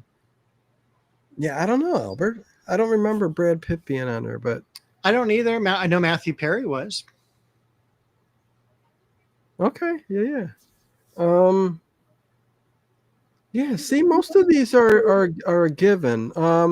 I could go to let's go to let's do some horror this or that then. All right. Because the sitcoms are all like One Day at a Time or Kate and Alley. I would think everybody would pick One Day at a Time. Although I watched Kate and Alley. Really? Anyways, Welcome Back, Kotter or Head of the Class. Welcome back, Carter. Yeah. Silver Spoons or Webster. Silver Spoons. Silver Spoons. Yeah. See, Taxi or WK Taxi. Ooh. Well, is that I think this is a tough one here. Let's go with this one. All right. And then we'll move to horror. Well, I've got one more too. Okay. Maud or Rhoda? Seriously. Okay, so you're definitely Maud. Rhoda was a hit. No, I'm Rhoda. a Rhoda fan. Oh, really? Okay. Yeah. Yeah, I was going to say Rhoda for me, but yeah, I think overall, I think Maud might be the overwhelming, maybe, or I don't know. Rhoda or Maud? Maud was a spinoff from All in the Family, Right. and yeah, I didn't care for it. But Rhoda, yeah, it was a lot more fun and uplifting. And there was a little, Maud was a bit, can I say depressing? Like the arguments, listen, All in the Family was pretty, like arguments and all that stuff. But I know Maud had some comedy, but I don't know, something depressing about that comedy. Something depressing about that comedy. I don't know, man. The woman from Soap is the reason why I watch Who's the Boss. Then I fell in love with Tony Danza, but I did not like Judith Light. So sweet, Indigo. Okay. Rhoda, Maud. Maud was so caustic. Everyone was shouting. Yeah, Sin City. That's kind of my take, a little bit. Harry says Maud, Rhoda, Connie. Kathy says Rhoda. Chris says Maud. Yeah, I think this is almost a 50-50. I think it's close to 50-50 as we're going to get on these this or that I've been doing. Rhoda. Okay. All right. Okay, so Dave's got one. I got one. Okay. Wonder Years or Roseanne? Well, it'd be funny to see what everybody else says because, listen, Wonder Years. I know what you're going to say. Yeah, Wonder Years is like one of my favorite shows of all time, of any genre. Like that's, if you say a desert island, what do you need to take with you? Wonder Years is I need to take all those episodes with me to the desert island. So that's just me. So let's see what everybody else says. Wonder Years. And what I loved, I love that it just, I don't know, it hit me hard. I don't know. There was an episode of where Kevin, he like broke up with Winnie, and he was at that young age, and he went up to his father who was in the garage fixing a lawnmower, and you could see that, and they were clashing throughout the episode. Mm-hmm. And he came to in the garage with his hands in his pocket, and his dad kind of knew something was going on, and his son, his dad goes, do you need anything? And basically he just ran up to his dad, hugged him, and started crying. And it brings tears to my eyes almost every time because I think of my son and I think of me not having a dad. And there's that connection and that like emotional feeling, overwhelming feeling for me for that episode. And there's many moments like that in Wonder Years. I think it's because of not having a father I think that's a big part growing up. And seeing the emotional connections in almost every episode, that it just, and they were just good. They were just good. But anyways, Did they win a lot of awards or anything like that? Listen, I know Wonder Years is thought of as one of the great shows that have come out of that era specifically, for sure. I don't know awards, or anything like that, but and listen, I liked Roseanne, the early years of Roseanne too. I really did, but nothing's taken the place of Wonder Years. Let's see, what are people saying? Harry's still talking about Maude and Adrian Barbeau. Harry, High Boy Donuts. Wonder Years for the music, Sin City. Okay, Sally, Wonder Years. All right, Wonder Years ran for 5 years. Oh, I IMDb know. gives it an 8.4. Okay. Mark Johnson says Roseanne trailer trash. Winnie was so cute and still is. Oh, Tal Flaudermouse. She did Facebook lives and Instagram lives all the time, and I got a shout out by Winnie Cooper, and I was like, oh wow, I was starstruck. But yes, still. Roseanne ended up being a 7.1. I rest my case. 10 seasons in all. Yeah. It is the one thing we get 5 seasons out of it. I wish they would have gone on a couple more. But it is what it is. It's fine. And the other one I compare to Wonder Years that only ran for 1 season. It's a bit different, but along the same lines as Freaks and Geeks. Oh, okay. I love that show. I thought you were going to go Square Pigs. No, it's not Square Pigs. Although Square Pigs has a following too, but yeah, Freaks and Geeks without a doubt. It looks like yeah, Crush. I had a crush on. Well, I mean, Winnie Cooper. She's a cutie.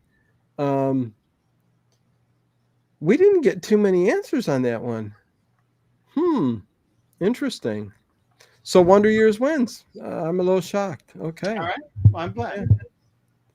Okay. So should we go to a horror? Do you got something else you want to do, Dave? I'd like to talk about the upcoming shows. Yes, let's do that. Let's take a look at our thumbs up and everything. Yeah. Okay. So with that, 64 thumbs up. Nice. Pretty good. Thank you to each and every one of you. Please make sure you hit that thumbs up button. Make sure you comment below when you get a chance after the stream ends. Please. Check out Dave's description to his channel where Bo and him walk around the garden once a week. Every week. Yes. So there you go. And Dave, what do we got coming up? I know I need to make some thumbnails for upcoming streams, but I've got some listed. What do we got coming up? All right. First, next week, we're going to be dealing with Night Gallery, which I'm totally stoked about. Been loving the Night Galleries. Oh, my gosh. So good. Oh, yeah. X-Files is the week after. Loving that, too. Episode 4. Yes. Then we have a special guest, July 6th, which is going to be Jeff Thompson. He's on before. He's going to return. We're going to talk Kolchak, Dark Shadows, and Robert Bloch. So Psycho 2, Twilight Zone, things like that. Nice. And then we're going to be doing on July 13th, Columbo, the second pilot, Ransom for a Dead Man, starring Lee Grant. I don't know why I'm so excited to do another Columbo. I'm jonesing for a Columbo episode, an early Columbo episode. Well, they're so good. Well, up to a point. But. You will like this one, and I will tell you, the ending of this one is one of my favorites, and I particularly enjoy the music. Sweet. Nice. Harry Scott, member for 33 months. Oh, did I interrupt you? Go ahead. Is that it? I'm done. Okay, good. Harry Scott, member for 33 months, level 2 support. Thank you. Thank you, Dino and Dave, for all the joyous times and those that come. I appreciate Harry. Harry does not miss commenting on one video. He comments on every video, and I appreciate that so much, Harry, because it means a lot. It does. Tau Flaudermouse. Wait, let's see, real quick.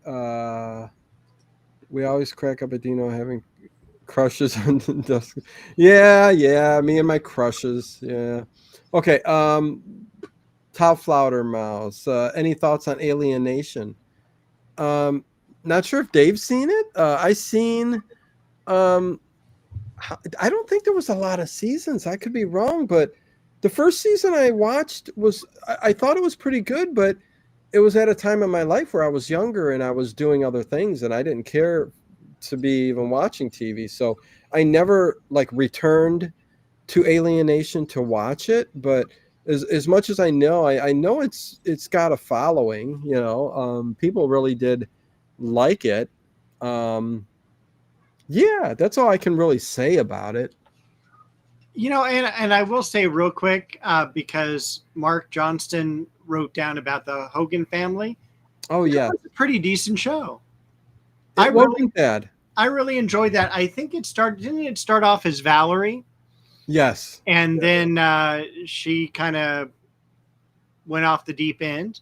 Yeah. And then we have the Hogan family after that. So Yes. Yeah. They kind of changed it, and I think we only got a couple seasons of that. It didn't. Not very big, but it was a quality show. Very good show.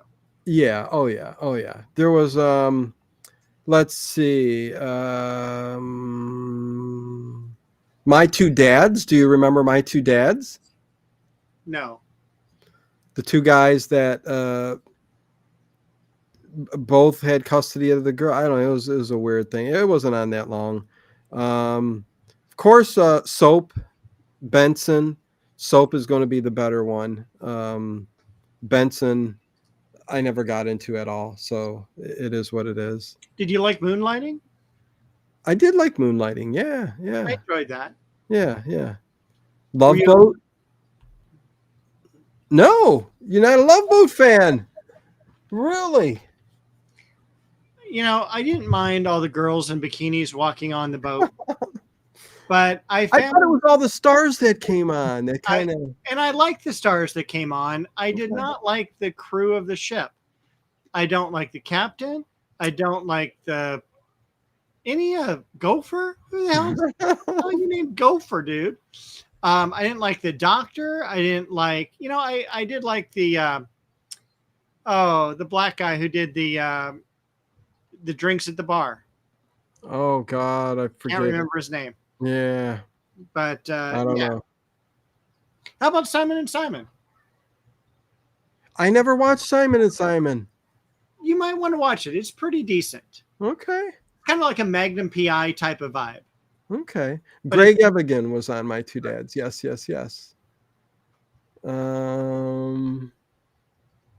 I'm just checking the chat. Oh yeah, I remember My Two Dads. Some of these 80s sitcoms had episodes teaching kids don't drink and drive or just say no. Yeah. A lot of them did. Benson was a great show. Chris W. I just never watched it, so I really couldn't tell you, what I thought about it really. But Simon and Simon was good. The judge could. Okay. So let's do some horror. How about that? Let's see what people think of this or that. Which one are you going to pick? Good, because I was worried you were going to go to Baywatch. When you talk about Baywatch, wouldn't it be all about like which season is the best season? Because wasn't there a new blonde every season? I think so. Anyways, we're not talking about that. We're going to go to. I'm just trying to think. What? Or how about this? We can get to horror. We got plenty of time still yet. Let's do food. Let's do some food real quick. All right. Let's do food. This or that. Would you guys pick pizza or burgers? Pizza or burgers? Huffy? Huffy. Kind of a tough one or no? No. Very easy. Very easy for you. Okay. Should we let them say theirs first? Yeah. Okay, Well, I was waiting to see if, because we're a couple seconds ahead. yeah, Love Boat and Fantasy Island. Yeah, you know what? Fantasy Island is a show I should revisit to see what I think of it because it's been so long. And I'm not sure, it may end up being really cheesy.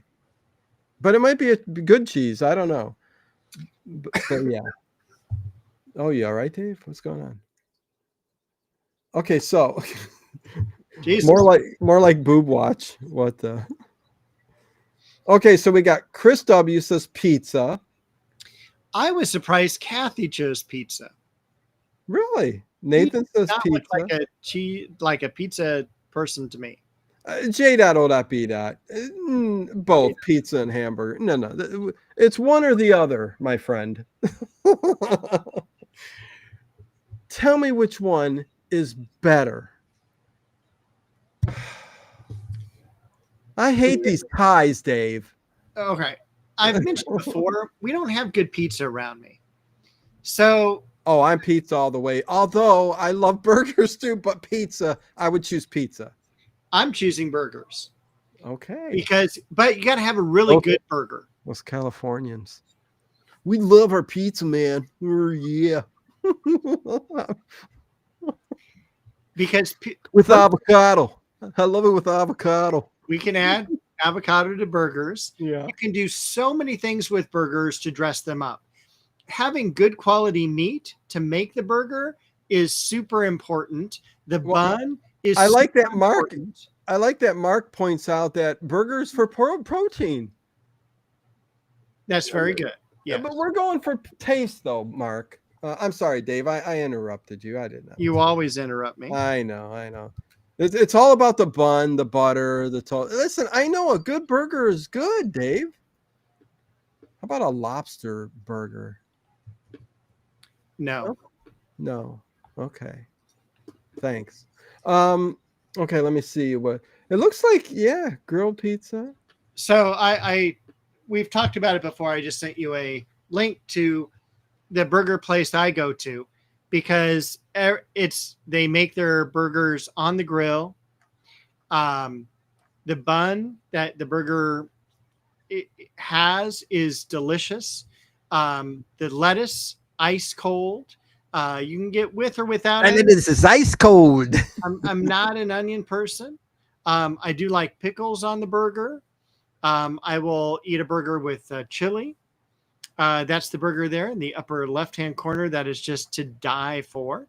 Yeah, is there a drop down for burgers? Let's see. I don't know. Menu.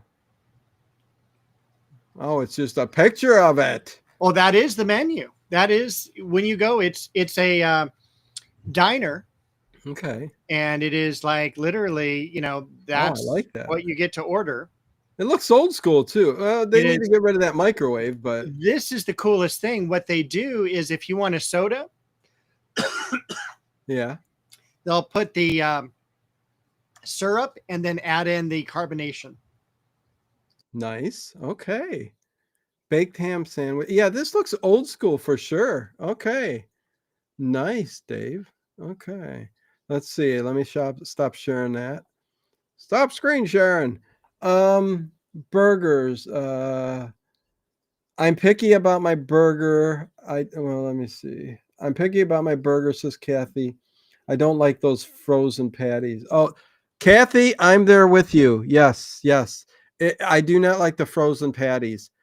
I went to a restaurant not long ago where I was expecting, because there was a restaurant that you would think you would get a homemade burger, but you could tell that it came out frozen and put on the patty. So I was a little shocked by that. And yes, it makes 100% different. When I make my homemade burgers, there's another thing passed down from my grandmother to my mother to me. A good hamburger for me is where I add okay, you're mixing up the pound of hamburger meat. You got to drop an egg in there, okay? And you mix that up too. You wet a piece of bread and take off the crust and you throw it in there. One piece of bread. And you put some mayonnaise in it, about 2 tablespoons of mayonnaise. And then season whatever else you're going to do. But that's the basic thing. What that does is it keeps the burger moist, no matter if it's well done or not. Okay. So that's what I was taught, and that's the way I've always made it.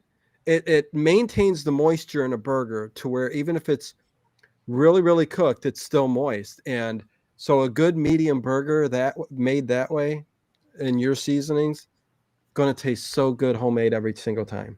Now, when you Looks like pizza one though. Do you put anything on the pizza as far as condiments go? Do you like ketchup, mustard? On pizza? Not on pizza, on burgers. Oh, it all depends. I mean, it really does. There's times where I just love a good ketchup, like for sweetness, and mustard. Like the tanginess and the sweetness will just offset it with onions. I need onions on there. I like Thousand Island dressing. That's my go-to. Yeah, Thousand Islands is good too. And again, burgers over here on the East Coast are kind of a big thing, and there's a lot of different burger places and restaurants that serve them, and it depends what you get. But yeah, I don't know. We've got way too many good pizza places around here that it's just in so many different kinds. And that's the problem. You see, Mark just mentioned one bite. Everyone knows the rules. El Presidente goes around, checks out the different pizza places, eats a slice right in front of you. That makes me so hungry for pizza. And then I go around and there's no good pizza places near me. You know. But why is there no? Anyways, I don't know. Kathy, that is so funny because yes, my meatloaf. If I make, because that's the way my grandmother made it and my mom made it. The meatloaf the same way. You do the same thing with meatloaf. The way I do that, and you would mix it with veal. Yeah, so it's ground beef and it's veal, and you mix it together. And my grandmother would put tomato soup around it in the oven, the meatloaf, and she would drop the potatoes. She would cut up potatoes around it and just bake it like that. And oh my God, yeah. Oh God, I'm getting hungry. Well, I'll tell you what, after the meatloaf, my mom would actually do teriyaki sauce. That's what she would glaze it with. Yeah. And bacon right on top of the meatloaf. Ooh. So you'd get all the bacon juices into the thing. Sounds good. And then we'd slice it and have it with mustard. Oh, that sounds good. Yeah, no, there's many different ways you can make an experiment and you know how people make things. The thing I love about the recipe like that, the meatloaf, and keeping it stays moist and it almost melts in your mouth. It really does. Tal Flaudermouse made meatloaf for tonight. Okay, let's do another one. How about this? Pancakes or waffles, Dave? Well, it's funny. J.O.B.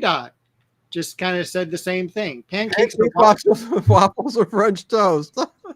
I'm a waffle person. Let's go with J.O.B. Let's go all three because you know what? That's not fair because then I'm going to have to go French toast. I know. Okay.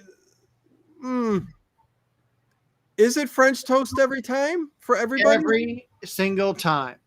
Is it going to be French toast for everybody every time? I don't know. Because here's the problem. Pancakes and waffles are more similar because they're made with batter. Keep it waffles and pancakes. Waffles, pancakes.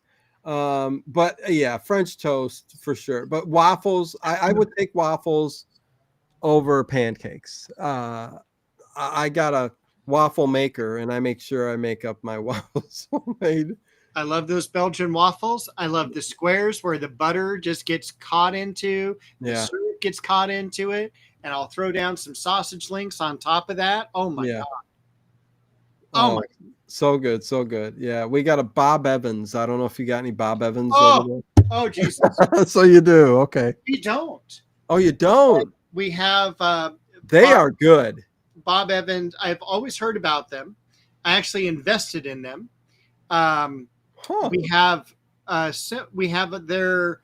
They also have Mimi's Cafe. That's what we have out here.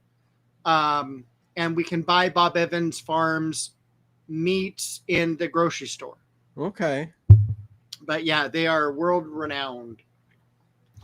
Looks like if people could, they would pick French toast, but it's kind of all over the place.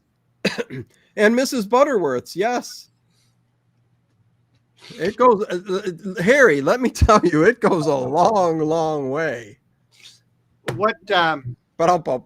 what do you put on your French toast? Oh, 100% pure maple syrup, dark amber. But you know what I would do at times for the French toast? Again, sometimes I just don't eat healthy, but a good French toast and butter and powdered sugar is so good. So good, Dave. I'll add some cinnamon. That's good too. I've had that. Yeah, yeah. And of course, Radstar has to bring up the Monte Cristo sandwich, which for me already I can feel my heart shrinking because of the fat in there. Oh, Monte Cristo is like a sandwich with like ground meat, right? No, it is actually it has turkey, ham, French toast on either side that's been dipped into batter. What? Yeah, it's This must be not an East Coast thing. And then you eat it with jelly. That sounds so freaking good. Wow. I've never heard of that, never ate it before, but it sounds really, really good. It is beyond delicious. I like to caramelize maple syrup and butter on my. You know, I never thought of that. Fry it up with the French toast to caramelize it a bit. Oh, that's not a bad idea. Blueberry pancakes are good, Sin City. Yeah. Hello, the Octobers. Good evening. Good to see you. Just talking this or that. And the next one, well, that one's too easy. I was going to say, yeah, no, I'm not going to do that one. I just sent you a picture of a Monte Cristo. Okay. Oh, God, now some of these are getting stupid. I don't know if I should do it. Cereal or toast? Oh, here's a good one. I thought we were doing horror. How about this one? This good. I know we're good. Well, we're on a roll here. I don't. Right. We're on a roll. We might as well butter an idiot. Listen, a buffet or food truck? I know this 100%. Let me look at this link you got me here. Oh, that's still Pie Burger. Let's hold on.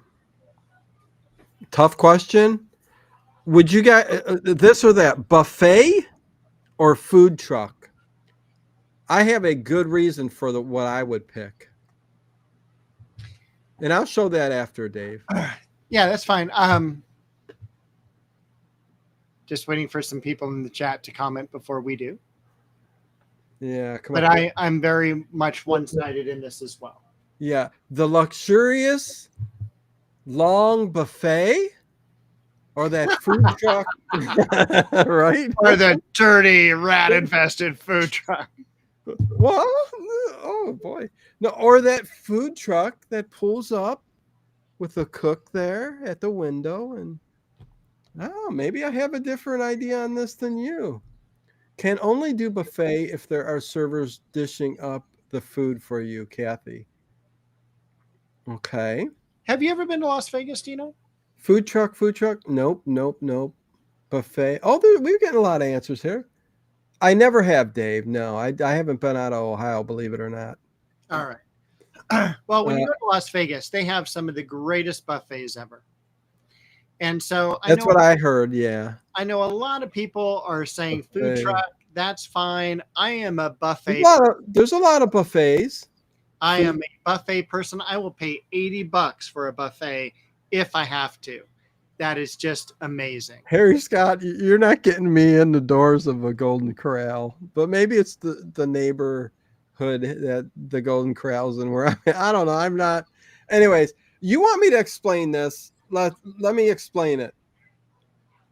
The reason I'm not going to a buffet is because of all of the bad. I'm not. I'll take a food truck any day. Oh. I know it's being made right there and cooking to temperature and being set and then coming straight to the window. The buffet has so many people over it looking, breath hitting it. So many sicknesses have come from buffets, Dave. Maybe it's because I'm a germaphobe. I don't know. Yeah, yeah. But maybe it's also that I've never been to a good buffet. Here comes the birds. It is. It's Dave's parrots are right outside his window. yes. I am a buffet person, but it has to be a good buffet. It can't be, a crummy, like we have hometown buffets. And that's just disgusting. I want a Las Vegas buffet like Bacchanal, which is in Caesar's Palace. I want something where they're rotating the food pretty regularly. I'll even go to a sushi buffet. Those are really good. Get some bamboo shoots. I love the What you laughing at me for, Chris? the different desserts and things like that. So, Oh my God! Yeah, no. Listen, if it was a good buffet at a good reputable, even then, you don't know who's sneezing, man. Listen, it's just not for me, man. I don't know. I have people issues and can't do buffet. Well, I get that too. it's kind of like, here comes a food truck. Do I order the shrimp? Because I know no one's ordered the shrimp in 2 weeks. It's probably frozen, thawed, frozen again. It's going to make me sick. And the price of the freaking food trucks is insane. Here's a little small nachos for $15. Like, give me a break. So I don't do the food trucks. There's a couple at school that show up, and like they even want $10 for a cheese quesadilla, and I'm like, no. And they'll like, we'll throw you some spinach, and I'm like, no. Well, So in this area in Northeast Ohio here, there's a couple areas that are known. I mean, their business is food truck food. I mean, and it's a delicacy kind of thing. And there's some cool neighborhoods where these trucks pull up, and it's like some kind of extravaganza going on all the time, and some musicians are there. So I would think that it's a very reputable and clean, and they're so busy that I would think. But anyways, you heard my issues on the buffet, but it is what it is. but you can get so many cool things at a buffet. You got to go to a food truck. It's like, hey, we got pork, we got Recap. pork and beans. Yeah. We got beans and pork. You have such limited things. With buffets, it's like, oh my gosh, just a huge amount of fun things to go and get. And Kathy, I think she's right. I think Dave just has they don't got the right food trucks out there.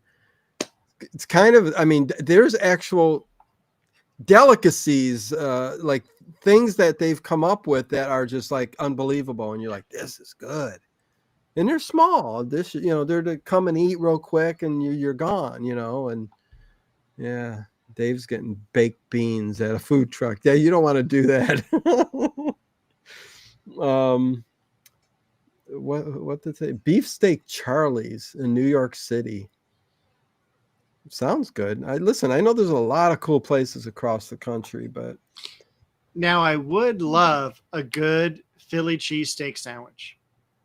oh yeah, that sounds good. Here's an interesting. Wait, breakfast for dinner or dessert first? That don't make no sense, does it? No. Well, it brings up a topic, though. I mean, how many people love breakfast for dinner? I love breakfast for dinner. My mom, we were raised kind of with breakfast for dinner. Then she would make grits too. I mean, we would put syrup over everything: toast, eggs, bacon, grits. And I never knew what grits were until I was a teenager. And my mom said, "No, this is pretty good," because they would give you that. Listen, we were poor and we definitely needed. My mom had 7 kids and she got what they gave us: King Vitamin cereal, which was a knockoff, terrible cereal. And you would always get grits, and you would get this big block of cheese. Remember the government cheese back in the day? Oh, it was terrible. But she started feeding us grits, and I'm like, oh, this ain't bad. It was a block of grits, and you would slice it up and fry it. You would slice it up and fry it. That sounds awful. No, it tasted good. I don't know, unless I was just starving. Hey, Mom, I'm starving. Yeah, I'll cook you up some grits. I don't know. Do you like the places that have waffles and chicken?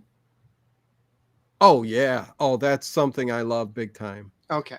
There's a restaurant over here that serves up a fantastic waffle scoop of this pecan butter, caramelized bacon, frosted in an X. Uh-huh.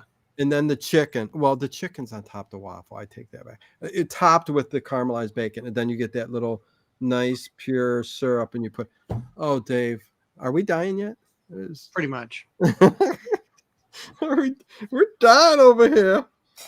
Oh my God. And I'm out of ginger ale. You hear that? If I keel over. Oh no. Anyways, let's see. Fried chicken or barbecue ribs? Barbecue ribs. Barbecue ribs? Only because chicken freaks me out a little bit because I'm scared I'm going to get a bone caught in my throat. With the chicken? Yeah. Fried chicken? Yeah. Oh, okay. So that's just the thing. No, I like them both. I mean,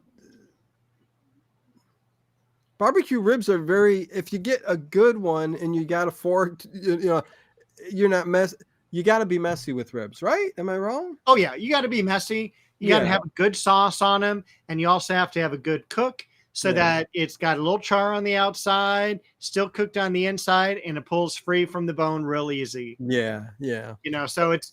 But I'm a fried chicken guy. I'm fried chicken. Yeah. Yeah, I know. Yeah, I mean, you can avoid the bone though. I mean, geez. I don't know. In my younger days, after a long night out, the Waffle House was the best, Nathan. Oh, yeah. Yeah. Fried chicken, barbecue ribs, chicken. Well, we're not talking pork. Fried chicken, ribs get your hands and face dirty. No whiz. What the heck? Chad, what's going on? Fried chicken, Kathy. Gatsby's Revenge. Oh, it's been so long. Haven't heard from you in a long time. Ginger, Elise, Ted, I wonder why they never come back. Gatsby's Revenge. What? Ginger, I've said over and over, I wish she would come. There's no contact there. Ginger disappeared. There's no coming back, but you can watch 40 episodes of us talking about Giallo. Ted, he's got a family and kids, and I don't think Ted really appreciated how we needed to watch what we said all the time. And listen, and I agree with him, but I really do. And I miss doing shows with Ted. I really do. I wish he would come back and do some shows, but people did gripe about we were a little too free with what we said on things, and we didn't mean no harm by any of it, but it's a touchy world. At least it was then. It's getting a little bit better, I think. People aren't so touchy, but nevertheless, that's One all I got to say about that. But go ahead. one of my trivia questions: what movie did Ted and Dino first meet at? What movie did we first? Oh, good. Okay, gotcha. Yes. Haven't heard from which movie. I don't know if anybody's going to know that, Dave. Yeah, Does anybody remember what me talking about where me and Ted? Because a lot of these people weren't around when me and Ted were doing our videos. very true. The very few people were around when me and Ted did our commentaries and everything we did. But we both years ago. Oh my God, 34. How many? Oh, geez, wait. Well, better watch how many years I say. Yeah, a long time ago when we were very young and before I got married and had kids, and before he was married, we both met our wives to be there at the Rocky Horror Picture Show. Yes.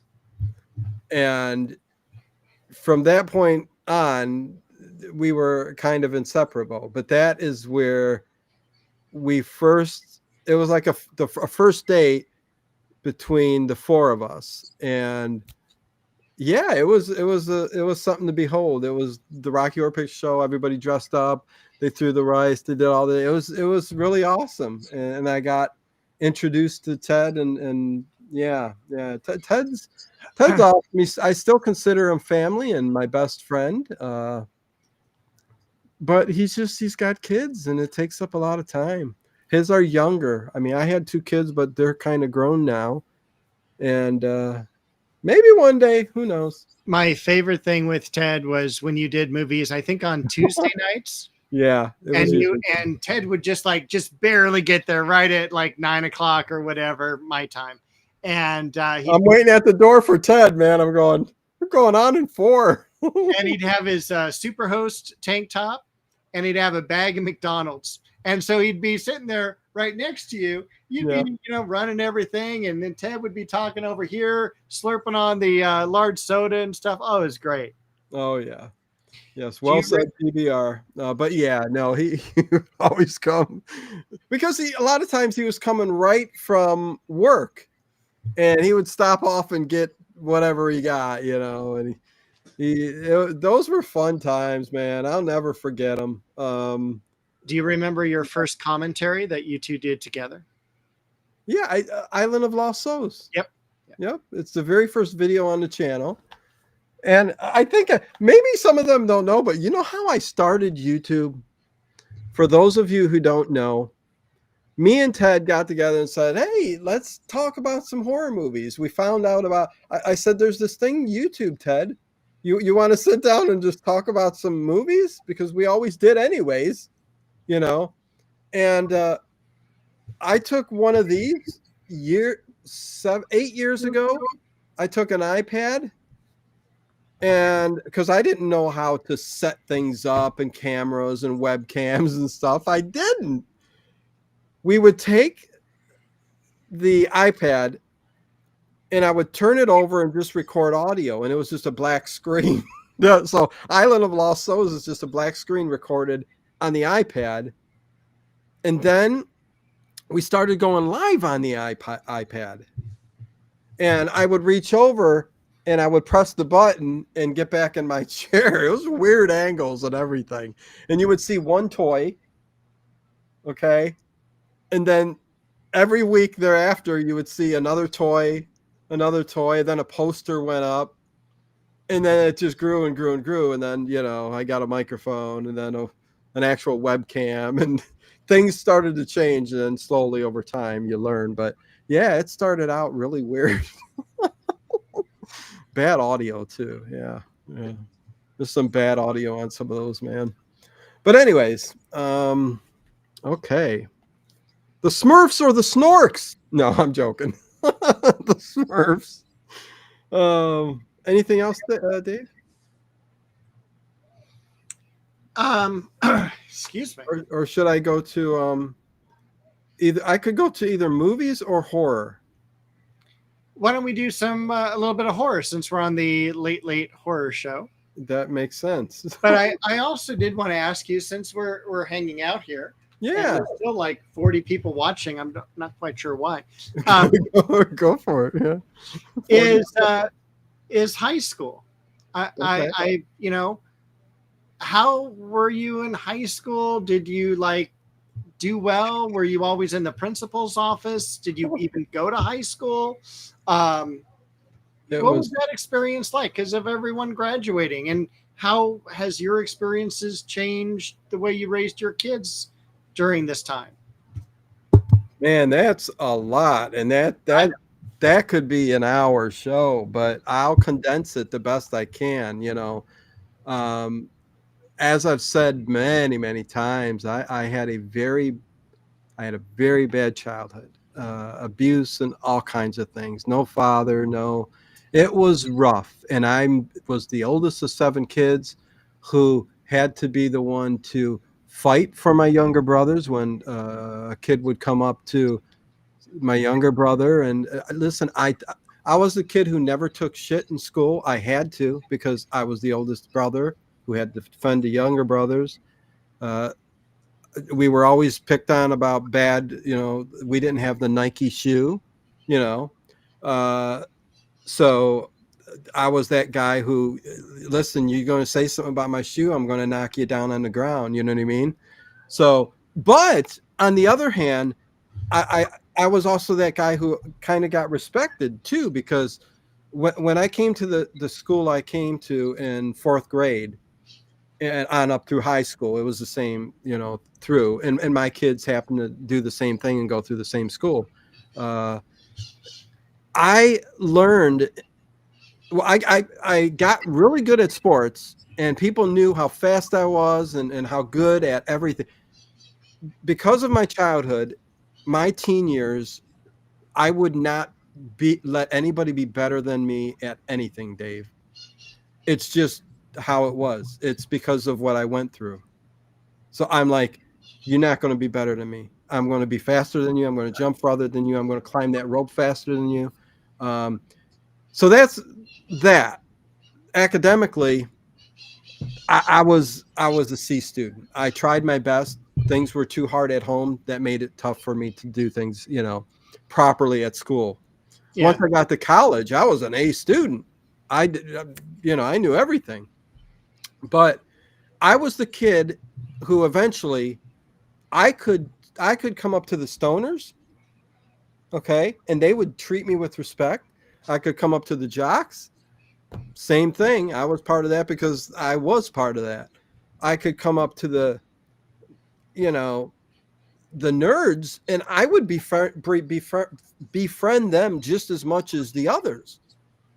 My best friend, I would consider a nerd back in high school. He was Poindexter.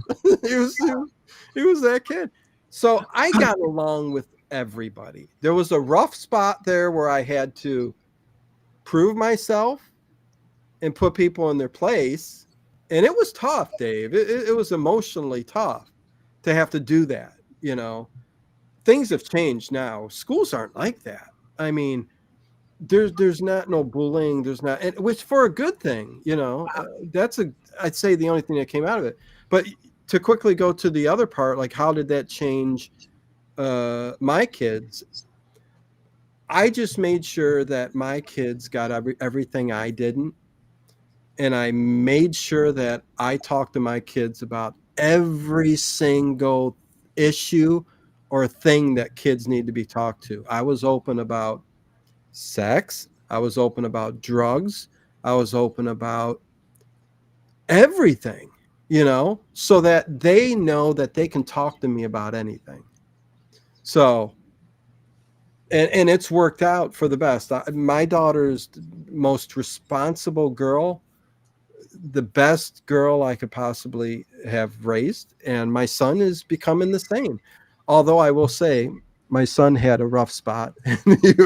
he was a little, He was a little devil for maybe 3 years. But he's grown up to be a very, very responsible kid, and I tried to teach him everything. And I told him they know everything I've gone through, and I try to tell them learn from that. So that's it. I mean, hopefully I answered what you asked. I mean, Yeah, you did. Did you have to work during high school? I didn't have to. I mean, technically, I wasn't allowed out of the house, Dave. So again, it's a lot of messed up stuff that a lot of regrets and a lot of things that I definitely don't talk about, but a lot of regrets because I should have had a different type of life as a teenager. Homecoming king, things like that you could have been, but anyways, let's move off that topic. Right. It's a little too deep, but yeah. Anyways, Johnny Johnson has joined us. Hey, Johnny Johnson, what's going on? Haven't been around in a while. Just wanted to tell everyone, hey, from stormy South Alabama. There you go. Your difficult child made you profoundly sensitive, Dino. I admire how connected you are to people here. Well, you guys, I don't think a lot of people understand what, it's funny I do this YouTube thing, Dave, but it's better now. And I think I'm so comfortable with doing these with you. And when I did it with Ted, that there's not a problem. But there were times when I did solo stuff when Ted was gone and you weren't around either. And I did the solo stuff where the anxiety creeped up on me and panic attacks were not something that was unusual when I was doing a stream. People may not remember, but shortly before I think the Pinhead Doug Bradley interview, I actually stopped the stream because of the panic attack creeping up on me, and I had to just stop cold. So, the person you see in front of the camera, is, again, people you see, you don't know what anybody's going through in life. You know what I mean? And unfortunately, I'm for the rest of my life, I'm going to, oh, Dave, I'm getting emotional here now. I almost cried. I stopping myself from crying. I'm so sorry. Dave, listen, I've got friends and I've got you guys and I've got my family and my kids and everything. But yeah, no, my life till the day I die, my life's kind of rough. Yeah. I've got phobias and fears and things that takes me down every single day. And it is what it is. I'm going to stop crying. It's okay for me to share this. I don't mind. I'm not embarrassed or nothing about it. I really not. But yeah, I deal with stuff on a daily basis. It is what it is, but it's good to have people around you that love you. And I'm glad to have the kids that I have. So that's what, yeah. So anyways, what do we do next? Do we ask you, Dave? What do we like on our pizza now? Do we ask you, Dave? No. No, I mean, high school for me was very tough as well, because my parents were getting divorced, and that was a very, very difficult time, similar to you. And I will say, for me, I was. I'm sorry, buffet phobia. And thanks for all the kind words, everybody. I'll let Dave. I don't want to interrupt you. Go ahead. No, that's okay. I was just saying, for me, work was a respite, and it was something that really helped me. I didn't understand the importance of education, but I understood the importance of working where you would get paid. And I remember junior year, I was struggling a lot. And my mom was going to tell me I couldn't work unless I got my grades up. And one of the ladies I worked with, nothing wrong with being a nerd, was kind of chewed her out a little bit. Okay. Was like, hey, you don't know how lucky you are. You've got a kid that wants to work, that shows up, that's on time, that doesn't smoke, that doesn't drink, that doesn't do drugs, that's responsible, that wants to learn, that wants to, all this stuff. And she's telling my mom, she goes, "You don't know how good you have it." And after that, my mom never said another thing. It was just always, Mm. I was lucky to have a job that I worked weekends, worked Yeah. a couple days after school, and that really helped me. Good. Yeah, no, it's like I said, you never know what people are going through, and again, I started the channel and the overnights and stuff like that, and it's the main reason is for people who need it, who can't sleep, who are going through things and need to get away from it, and so who can't sleep, who's got tinnitus, the simple things. People are in hospice. I've gone over this many times about why people need stuff like this, and it's why I still keep pushing on. Again, it's been a rough year, and it's been many days that I just wanted to just give up and stop completely, but I keep going. I'm not every night now, but I keep going, and I love doing these Sunday shows with Dave. Oh my God, I keep hiccuping. Need to eat. Okay, Dave. So, Halloween or Friday the 13th? That's actually a really good this or that. Yeah, this or that. Everybody in the chat, and thank you guys. Love y'all. Thank you guys. This or that. What did I just say?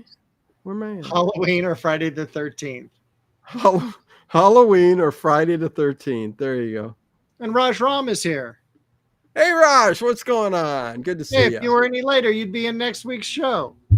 Yeah. Yeah. 8, 9, 10. We're 2.5 hours in, Dave. Not bad. None of this both. You got to pick one. Stephanie. Halloween. Halloween. Really? Huh. 3 Halloweens. Friday the 13th, The Shadow from the Tomb. Halloween, Sin City Gym. Halloween, Harry Scott. Wow. I mean, I kind of get it. If we're talking original, because we can go down the line and go, hey, how about Halloween 2, Halloween 3, 4, 5, 6, or Friday the 13th, 1, 2, 3. I guess we're saying the first movie. No, Connie, which one do you like better? Because I'll say Halloween. I love them both too. But Halloween, I think, is the better one, and it shows by what everybody's saying, except for Shadow from the Tomb. And Dave's shaking his head. I don't like Halloween. I enjoyed the first movie. That's fine. I don't like any of the others. I love Friday the 13th. I love all the different aspects, the different actors, the different scenes. Yeah. Jason X, Jason in space, Jason in New York. It just, they keep on. Well, it's close. Yeah. Just so many great things. I love Friday the 13th the best. Well, you might have swayed me a little bit. Because the farther you get down Halloween, listen, it gets better like 4, 5, that trilogy type, but Friday the 13th is, I don't know, it's 50-50 to me, but if I have to pick one, oh gosh. If I have to pick one, I'll say Halloween. And that seems to be the consensus. Thank you for the show, Dino, Dave. Love you guys. Thank you, Radstar, for stopping by. Make sure you hit that little like button before you go. Yeah, and Kevin Bacon is in the first Friday the 13th. Kevin Bacon. Yeah, he gets killed. Right on the bed. The thing comes right through him. What did Harry say? Harry said Friday the 13th. Kathy says Friday the 13th. I can only watch scary movies with Connie and Chris W. and hearing everyone. That's funny. Wow, Dave, you're blowing us away tonight. Friday the 13th. Now we're learning a lot about his personality, is what we're doing. We're never showing up again. You know what? Some people really like the Rob Zombie ones, but I'm with you. A Shadow from the Tomb. I'm not a real big fan. Yeah, Halloween 3: Season of Witch, which isn't even about Michael Myers. It's a great standalone horror film to begin with. Yeah, really really good one. Special guest victim Harry Scott, Friday the 13th. You should try Friday the 13th, the Yeah, series. I never saw the series. Yeah, a lot of people. I've never seen it either, Dave. Huh. I don't know. Okay, so let's go with another one. How I got about one. Seinfeld versus Frasier. let's do it? Go for it. Seinfeld or Frasier? As Dino coughs because he's out of ginger ale. Exactly, Dave. You can go up and get some more water or milk or orange juice or whatever you got up there. I'm fine right now. If All it gets too bad, I'll leave. I'll go get some water. All right. Unfortunately, I love both of these movies, and I can't pick one. I can't get you to sway one side or the other. Not fair. I like both Seinfeld and Frasier. Seinfeld, says the Octobers. Seinfeld. Frasier, hands down, Connie says. Thank you, Connie.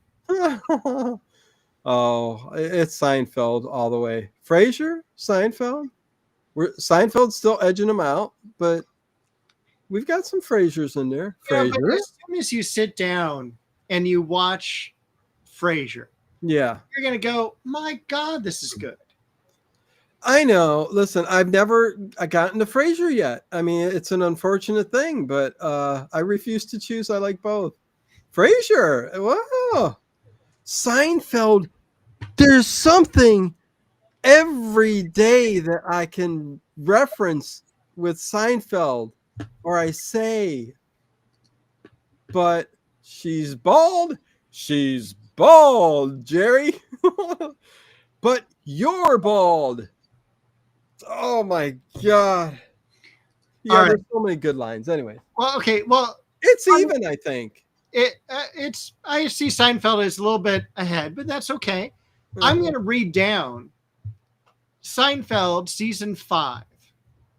Okay. And I want to talk about some of the great episodes that are in this season. Okay.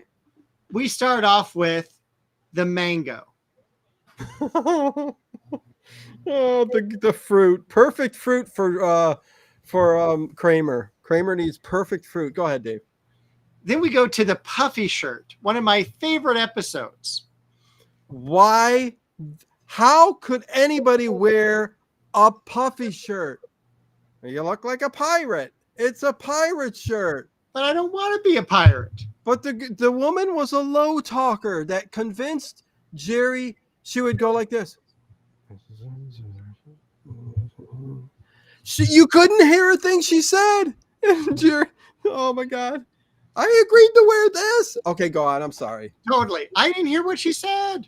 No, she did. Oh, that was so good. That's Had a good to wear it on the Today Show.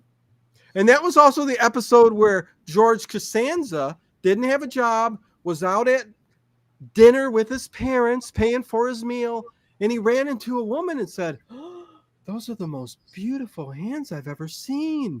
Have you ever been a male hand model? And he goes, no, I didn't even know they existed. And she goes, oh, here's my card. And he became a hand model. But at the end, he burned his hand. He burns his hand. But during the episode, he wears like mitts so it doesn't hurt his hands.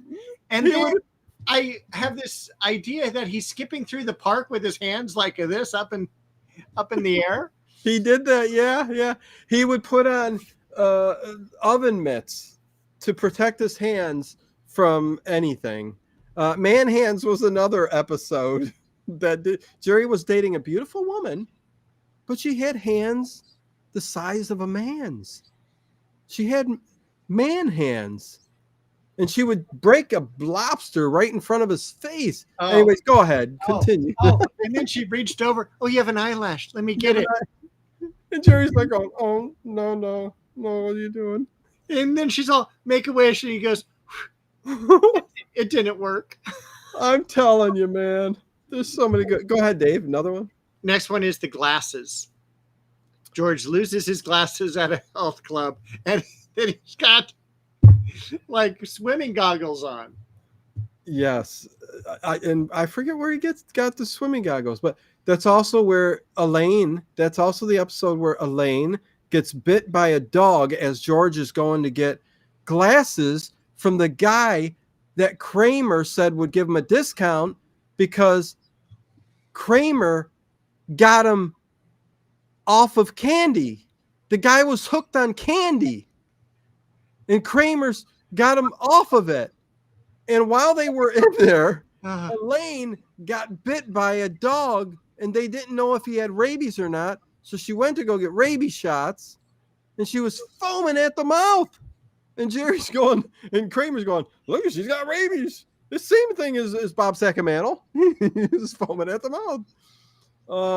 Oh my God, too funny. The next episode is one of my favorites, The Sniffing Accountant.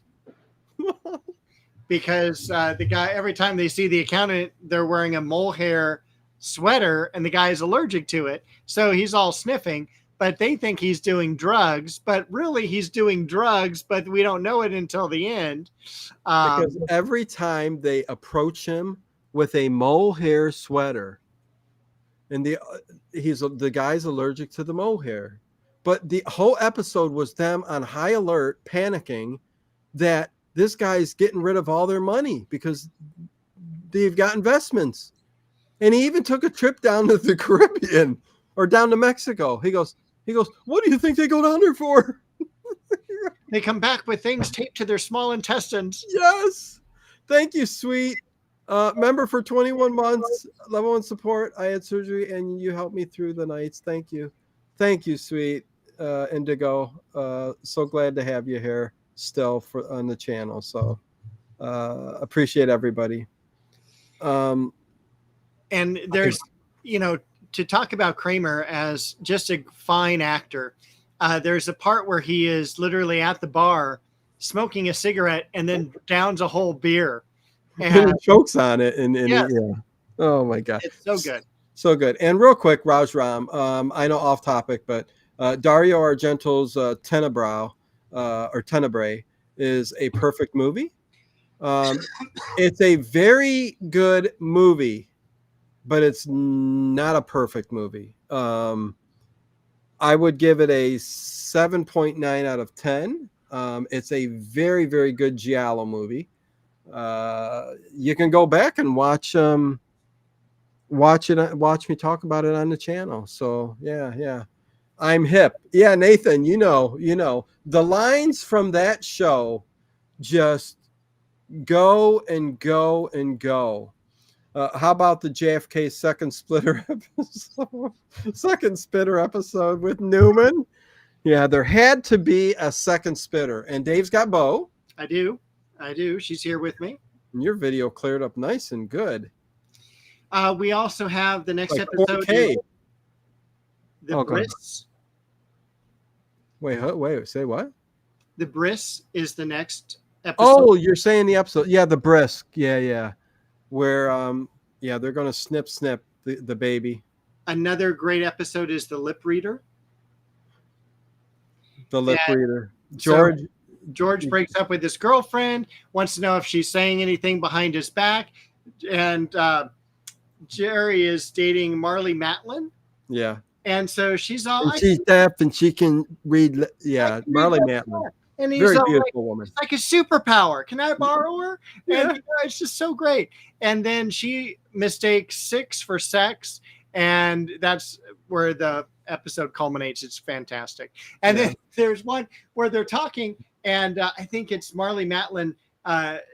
She's like waving her hands, hits George in the face. He's all, my eye.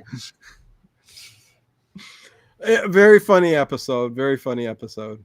I'm surprised that's on the in season 5. I thought that would have been a little bit older, but yeah. Then we have the non-fat yogurt classic.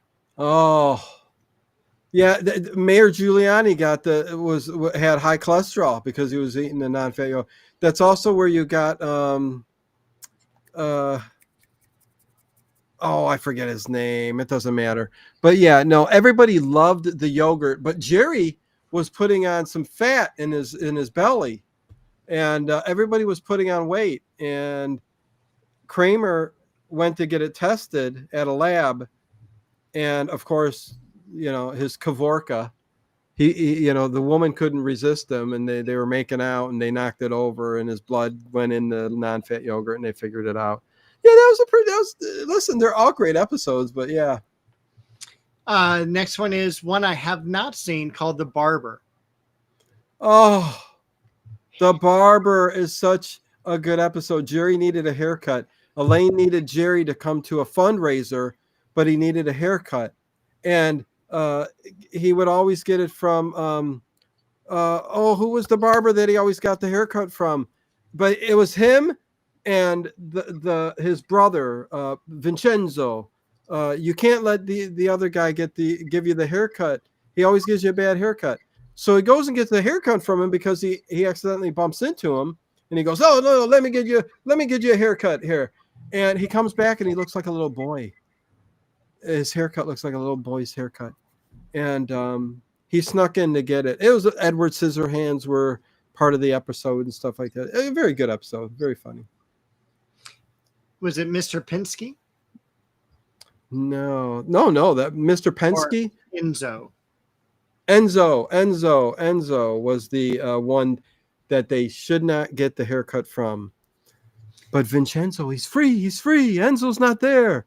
And then Enzo gets Newman to get a piece of Jerry's hair, snip a piece. You bring me back a piece of hair, you get a free haircut for a year. Is what he said. Oh my God, I need water. All right. And then you can go get some water. I'm going to get some water. I'll be back. All right. Sounds good. We're going to be talking about Frasier while you're gone, and why Frasier is such an excellent show.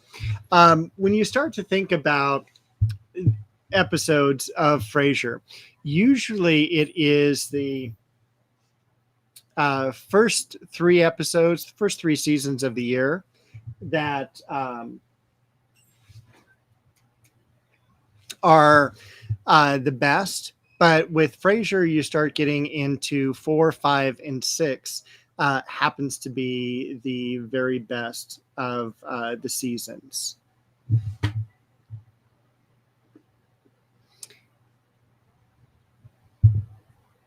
And J.O.B. I think I've seen every episode of Frasier. I have not seen the last season because I did not want it to end.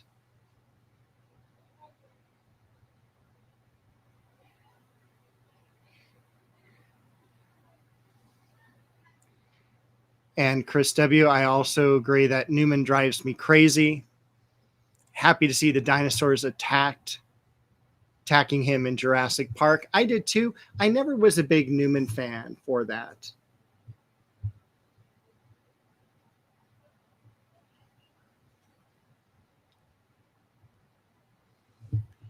But if you ever get a chance, I think Frasier is an excellent show to watch. You're also looking at, it's got a lot of kind of, I don't want to say high class comedy, but it is also really, it starts to delve really deep into things like art and literature and things like that.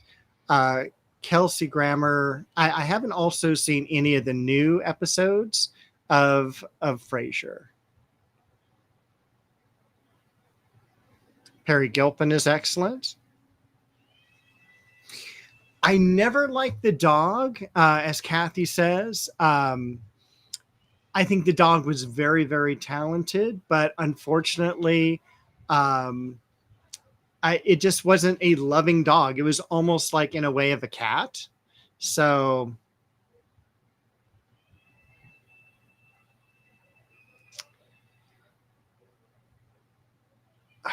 and that is a good question, J.O.B.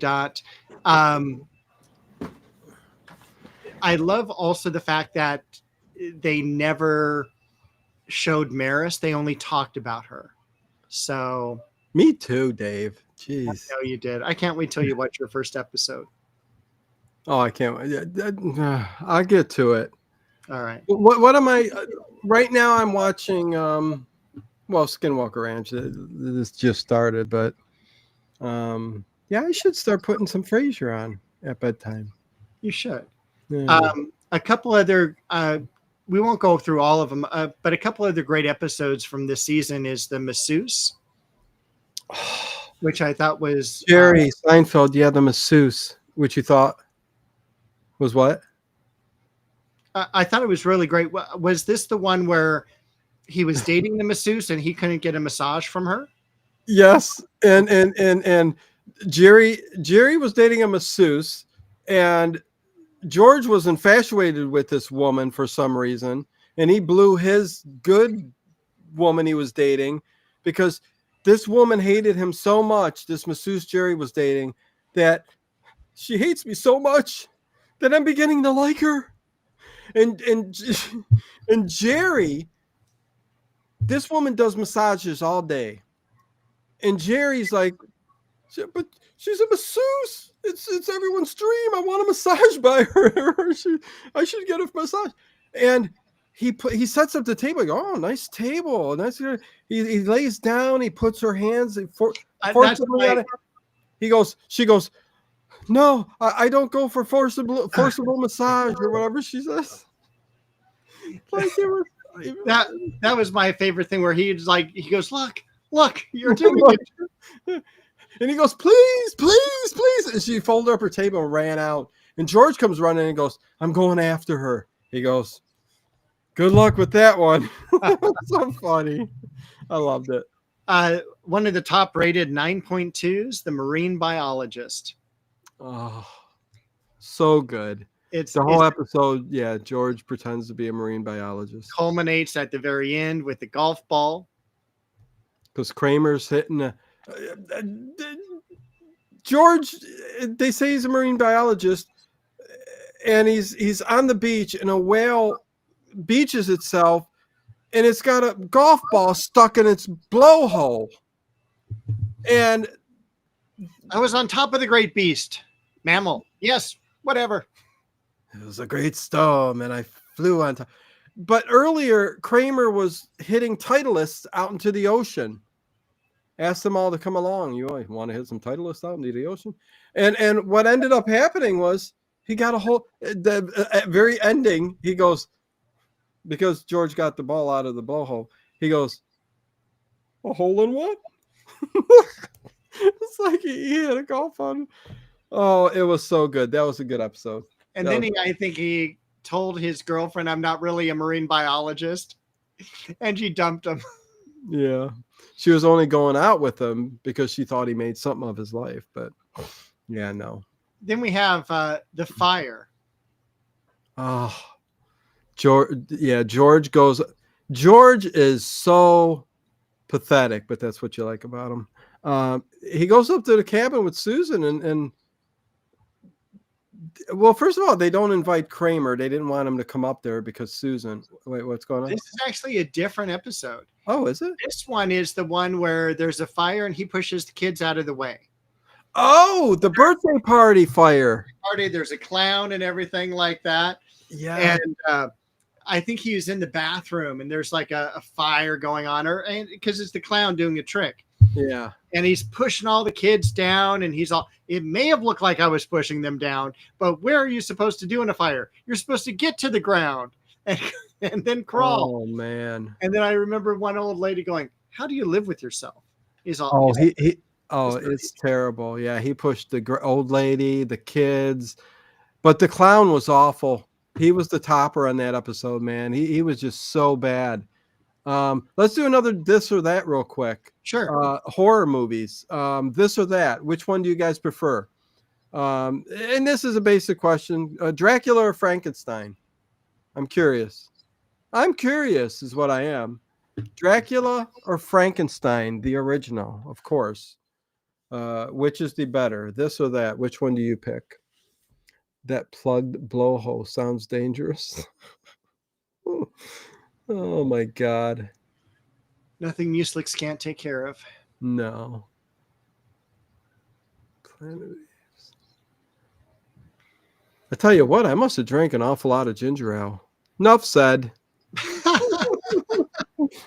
Why it took me so long. Dracula. Okay, here we go. Dracula. Really? Yeah, I'm going to be in the Dracula camp. Okay. I really don't like the story of Frankenstein.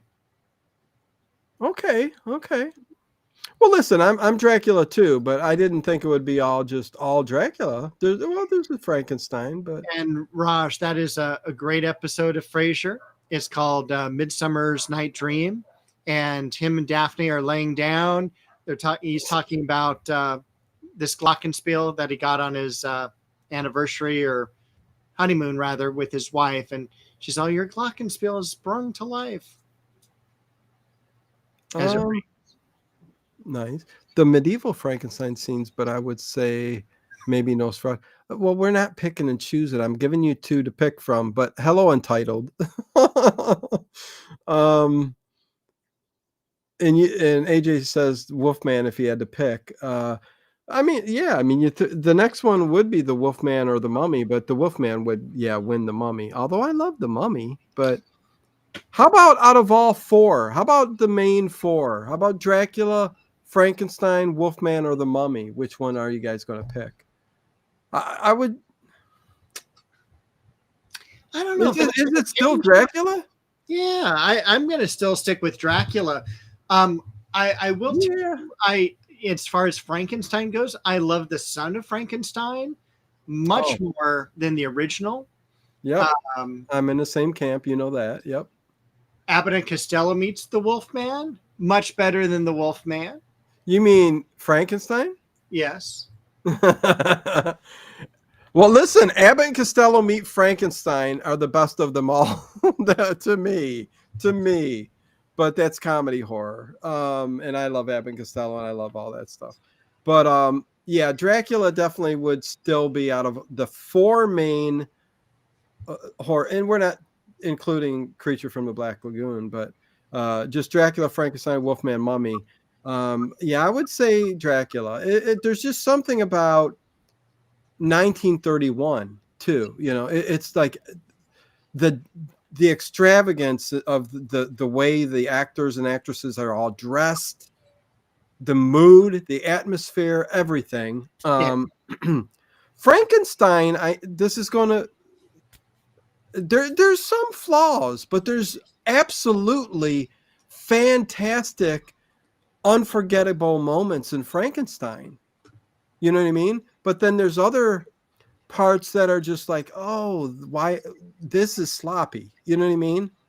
So there's just, not to take nothing from it's almost a masterpiece itself. But I really liked when you and Ted did all the Universals and you were in black and white.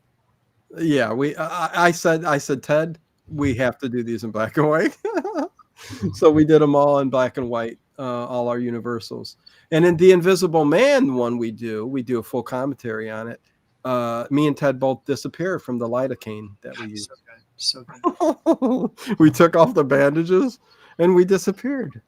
And Brad Starr, Daphne, hands down.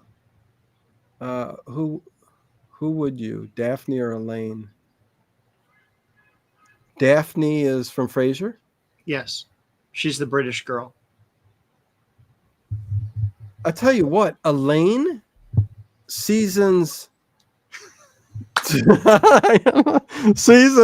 Episodes 17 and 18. 3 or 4. Well, there are the JFK episode, the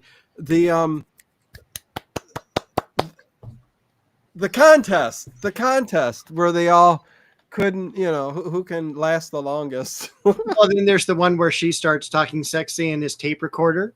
Oh, there's that scene too. Oh my God, that's you. Then there's the one of the mannequin episode. That's my ass in your window. That's my ass in your window. I'm taking. She steals the mannequin, and Kramer makes the girlfriend he wanted to break up at the diner, cashier, jealous, and starts to make out with the Elaine mannequin, and the arm flies off and everything. It's like, Oh my gosh. Ah, so good. But Elaine, listen, Elaine in those early, yeah, she looked good. She looked good. But anyways, Daphne, I'm trying to remember Daphne because I never saw any Frasers, but I know who she is. I just can't trying to picture her. But anyways, the Mummy, the Wolfman. Yeah, I think everybody's all over the place on that one. Abbott and Costello always Bella Lugosi as Dracula. I think Dracula is just still really, and it's so funny, Dave, because the Spanish version of Dracula is just, it's so good. Oh, Yeah, I mean, I've talked about this before. In many regards, it's superior to the Bela Lugosi Dracula. They had some better characters all around, in supporting roles. The way some of the scenes were filmed for the Spanish version were amazing. I don't know. Again, and I still love Dracula 1931, but there's an argument to be made for the Spanish version being as good. now If when did you start seeing these? Did you watch these as a kid or as an adult? No, of course I've seen these as a younger kid. Okay. They played these quite a bit on the local TV, that we would, but it was when I've had horror movies throughout my life. Even as a little kid, Friday the 13th when it came on the TV, I was a little kid, but they allowed, it was different then. Back then, they didn't care if a little kid was still up and watching the movie. At least in my house, I mean, they didn't care. So I saw horror movies all my life, and I think that's why I just continued to, and in my teen years, I started reading horror books too. Hmm. I was more of that gothic kind of individual kind of, who listened to that darker music and stuff like that. So that kind of followed me along. And, the more you do watch these things and you go, wow, these are so good, you just, it continues, But I mean, I love everything. I love everything, comedy. Do I like musicals? I don't know. It depends. I like the horror musicals, but yeah. So let's see. Do you got anything else, Dave? I was just thinking about the um, the Bowery Boys Yeah. and Spook Louder with Bela Lugosi. That was Yeah. a great episode he was in. Oh yeah. Oh yeah. And then I also like, for me, I'm like with you, Abbott and Costello, but I also love the Bob Hope horror movies, such as the Ghost Breakers. Oh yeah. I mean, Ghostbreakers. That's another one. If I had to take, it's tough. I mean, how big's the list of movies you would take to a desert island? You know what I mean? Because Ghostbreakers is another one that I definitely will watch that. Maybe every 6 months I'll pop it in just because I love it so much. So it's definitely it's fantastic. It really is. But I'd say that about all the Charlie Chans, all the Abbott and Costellos for me, but all the Charlie Chans, all the Mr. Moto, and all the Sherlock Holmes. I mean, I have to watch them at least once a year, but usually once a month I'm popping in a Charlie Chan. Yeah, So, I wish they had more hits on our channel. oh yeah, us talking about them, yeah. No, it is what it is. How about this? How about this or that cartoons?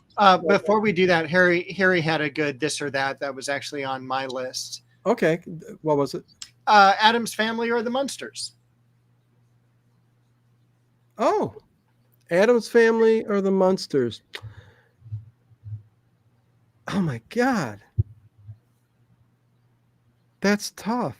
How many seasons were there? There were less seasons of the Munsters, I think. I think there's only 2 seasons of the Munsters.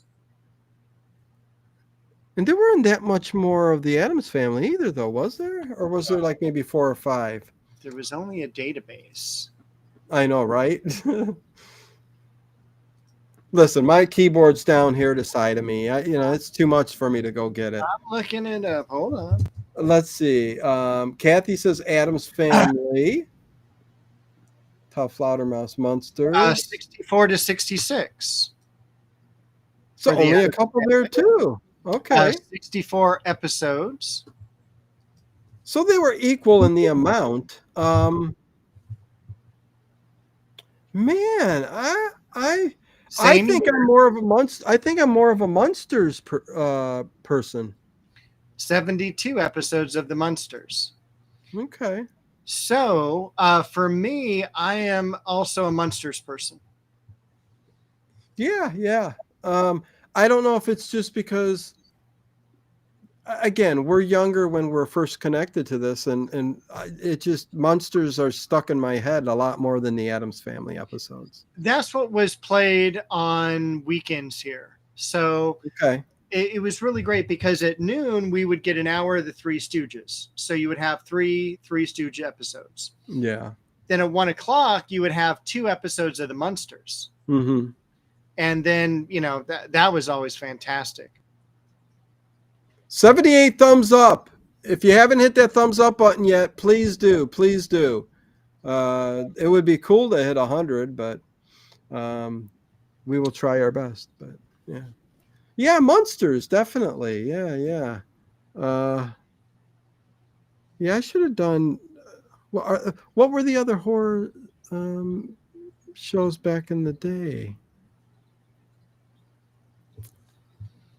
Oh God, some of these are just so dumb. I'm just looking at lists. Cartoons: He-Man, Masters of the Universe, or Thundercats? Yeah, He-Man person or a Thundercats person? I would say I'm definitely a He-Man person. I don't think I know what the Thundercats are. They're like the Hanna-Barbera of He-Man. Interesting. You know how I would be a He-Man person then. Yeah. Boy, trying to think which other. I mean, I've got a lot of them, but here's an interesting one.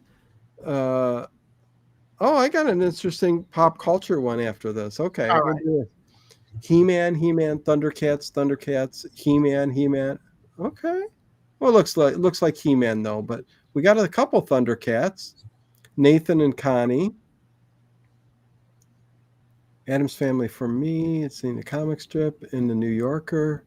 Sweet. I had all the He-Man toys. Shadow the Tomb. Me too. Now I only have a select few of the figures. Remember Skunk Man? He smelled like a skunk for literally 30 years. The figure of Skunk Man or Skunk, what was the name? What was the name of that character? Skunkor? Well, maybe it was Skunkor, or it wasn't Skunk Man. It was Skunkdor or Skunkor or something like that. But he smelled like a skunk, and it continued to smell like that for 30 years. It never went away. I don't know how they did that in the plastic. It was really, really weird. He-Man was magic and fantasy. Thundercats were more sci-fi. Thank you, Chris W. All right, let me ask you this, since we do paranormal stuff. Yeah. Which one would you rather prove is alive? Loch Ness Monster or Bigfoot? Oh, 100% Bigfoot. Okay. Whereas it would be cool to find out that there was a Loch Ness Monster type plesiosaurus or whatever type, but Bigfoot is just, I mean, that's worldwide. It's seen everywhere. Stinkor. Thank you. It was Stinkor. Yes.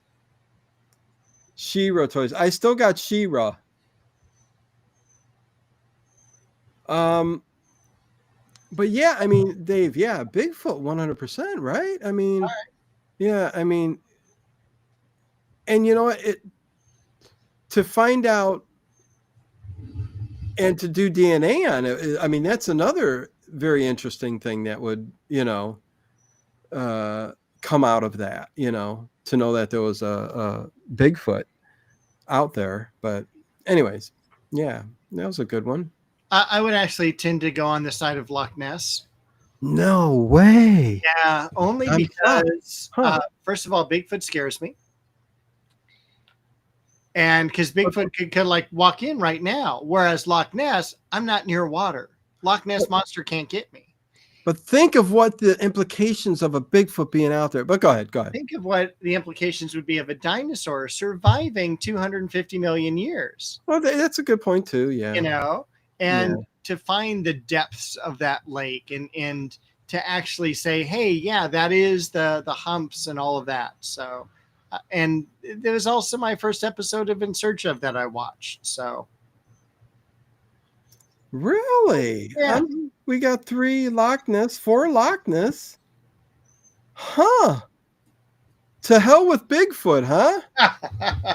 To hell with Bigfoot. Who needs them? That's right. Oh yeah, no, I need to Get a shave. Okay. Here's another one. This is pop culture. This is a this or that. What would you rather, this or that? Boombox or Walkman? Oh, I'm a Walkman person. Yeah. Yeah, I never liked boom boxes. I'm a boombox person. All right. Yeah. I mean, you also get to blast it. Not that you can't blast it in the Walkman, but it's just those were a work of art. I mean, those big boom boxes back in the day, it was like carrying a stereo system on your shoulders, man. I mean, it was. It was. I do Then miss. they had lights that would come up and stuff, and then Oh man. oh. That's the one thing I did not have was. Kathy's going to go with Dave on every question. No, I'm joking, Kathy. Kathy says Walkman. Go on, Dave.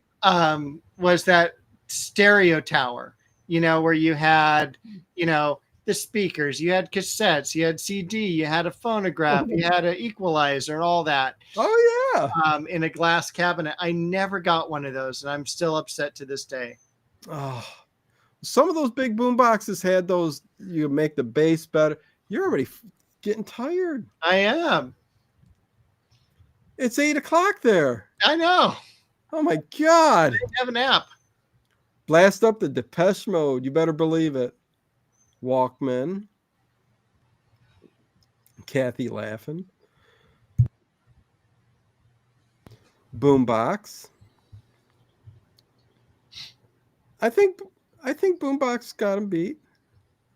Boombox is a party. Walkman is a party for one. Woo-ah, Metallica. Yep, Boombox. Hey.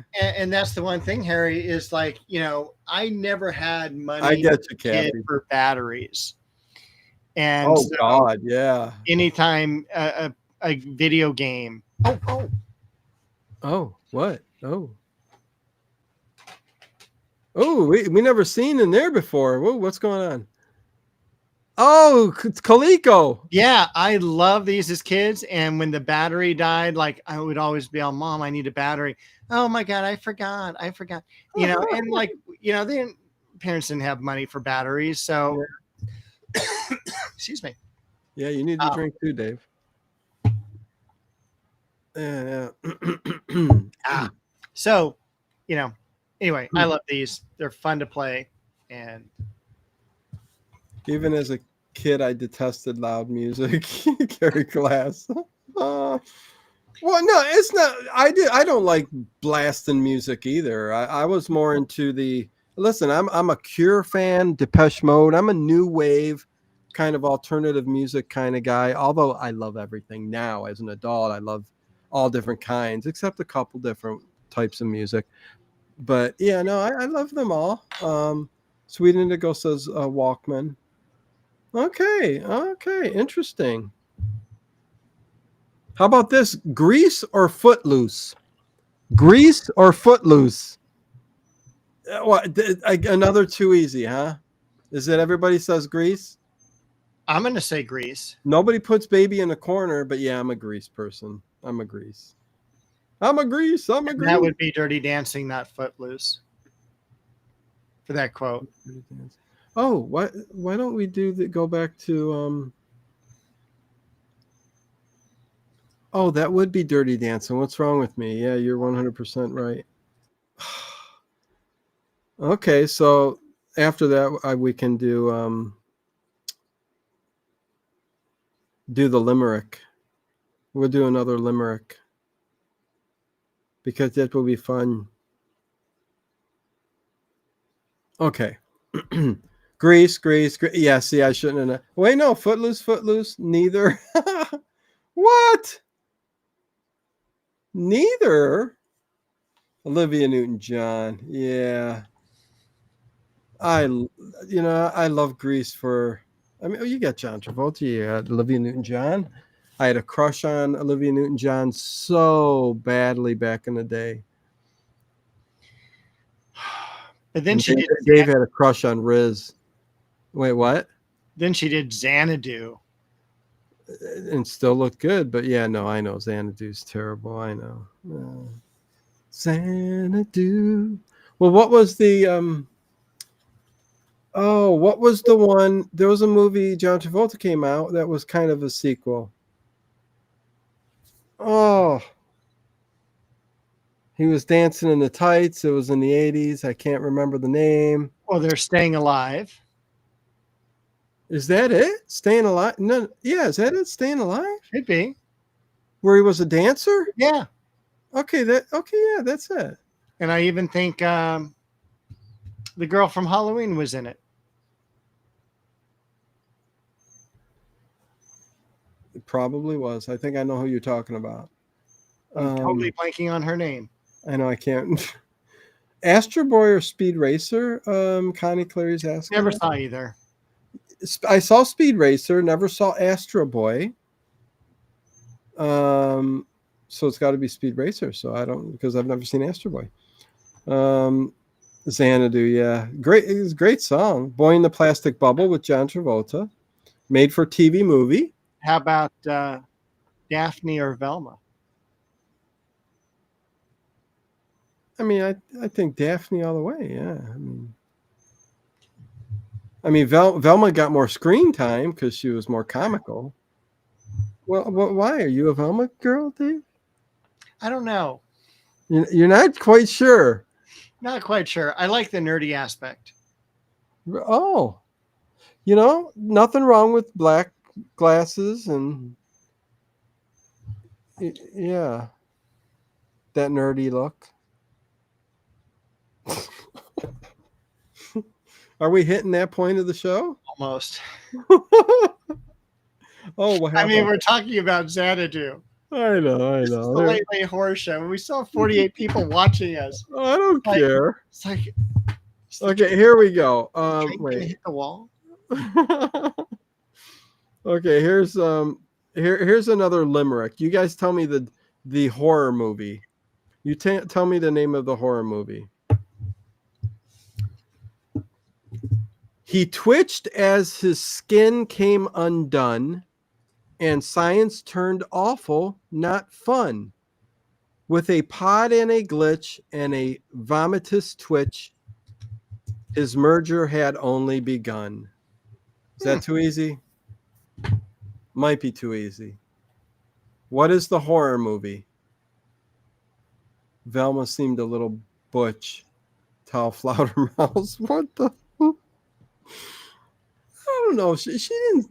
I don't think so. She did have a terrible sweater, Chris. Yeah, I like Velma. Let's see. Frankenstein and A Shadow of the Tomb comes really quick with the correct answer, followed by AJ Starhiker. Yes, The Fly. It is The Fly.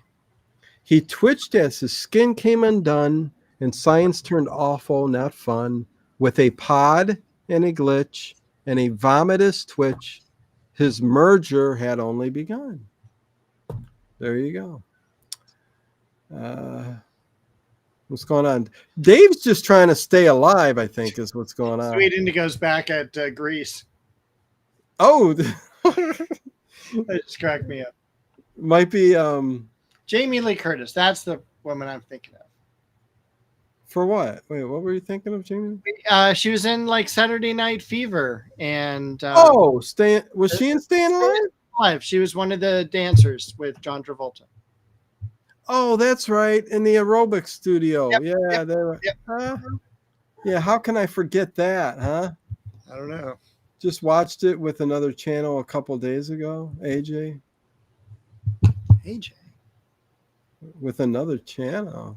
The stitch confused me. Okay. Let's see. Unless you got something else. Here's another one. Here's a good one. Name this horror movie.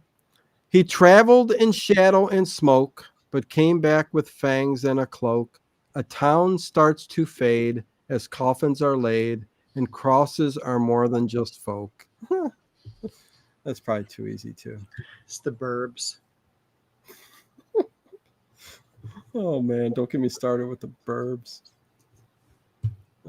Red Light at Night. Neighbor Take Flight. Red Sky Morning. Neighbor Take Warning. Red Rover. Let Ray go on over. Good. Oh, they were such kids in that movie. Oh, I loved it. Oh, here, I'll read it one more time. He traveled in shadow and smoke, but came back with fangs and a cloak. A town starts to fade as coffins are laid, and crosses are more than just folk. It, nope. Dracula, nope. Nosferatu, nope. Sally! Salem's Lot. Such a good movie, Salem's Lot. Right, Dave? Well, we could have started it at the start of this episode and not been done yet. True. It's a long movie. It is 8, 9, 10, 11, 12. Wait, 8, 9, 10, 11, 12. Yeah. 4 Is hours. that your favorite Stephen King film?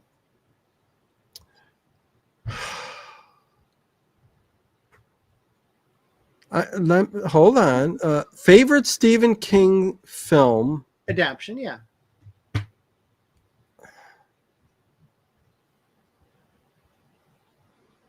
Well, I mean, I think The Shining's better. Salem's Lot's good and great, but I would have to probably say The Shining. I love The Shining. Yeah. That's Yeah, a good I movie. think. Did you yeah. ever talk about The Shining with Ted? Oh, we've talked The Shining. Oh yeah. Okay. All right. We went deep into like conspiracy theories with Stanley Kubrick and everything on that movie. Oh yeah. From the carpet to there's a lot of deep stuff in that movie. And Stanley, yeah, all you need to do is watch a documentary on Stanley Kubrick and you'll be like, what? But yeah, he's got a lot of strange conspiracy theories there. Rose Red. Not better than The Shining, though, Harry. Do you think? It 2017, says Chris W. I mean, I could see you saying that.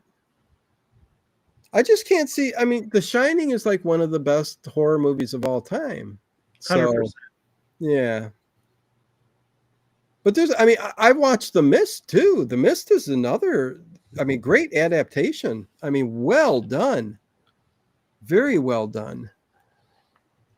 And with a complete, like, wow ending. You know, you watch the movie and then all of a sudden at the end, this is what you see. I'm not giving nothing away. No spoilers, because if you haven't seen The Mist, go watch it. It's a tremendous movie. It's really, really good. The Shining is good, but I like the book better. I can listen. The Exorcist is one of my favorite horror movies of all time. One of the scariest, but I'll tell you what, the book is even better than the movie too. the feelings and emotions. If you're reading a book and with dim lights and everything, and you read the William Peter Blatty The Exorcist book, there's so many more scary things put into that book. It's good. It's better than a movie. Misery, Pet Cemetery, all great movies. Yeah, Pet Cemetery's up there. Oh yeah, yeah. Misery, you know, I didn't care for Misery. yeah, yeah. I'm right along there as well. Oh God, Raj, yeah, no, it's all right going off topic, but found footage horror movies. I mean, you got me with Blair Witch. I mean, I'm not a big found footage guy, so I couldn't even throw anything out there, really. What if they did found footage of Skinwalker Ranch? Oh God, that would be good. A movie That would be great. set on Skinwalker Ranch. Kathy says The Mist too. Dig into the mesa. Right. Just bring a fork, one of those things. No, having them come onto Skinwalker Ranch and in a movie adaptation and with everything that's going on and so yeah, no, that would make just because you would have to hypothesize what they're saying is going on there, right? So if you made a movie, would you make it about the horror side of things, where there are skinwalkers and the other strange things and the portals that open, the Mothman type creatures that have been spotted on the land, the skinwalkers themselves? Or would you go the paranormal route for the movie and make it all about the sci-fi side of things? You know what I mean? Let me ask you this. You get to go to Skinwalker Ranch. Okay. You got to spend the night out there alone. Do you do it? Oh, 100%. I'm not. Oh, yeah, no. What's there to be scared of? Everything. No, You have to stay in the triangle. That's where your tent's going to be. That's where I would want to be, Dave. And I only say that because of the anomalous bubble that's there and possible portal that's there. So if I camp there, listen, I'm looking for answers, dude. Yeah, but I know the scariness of being alone.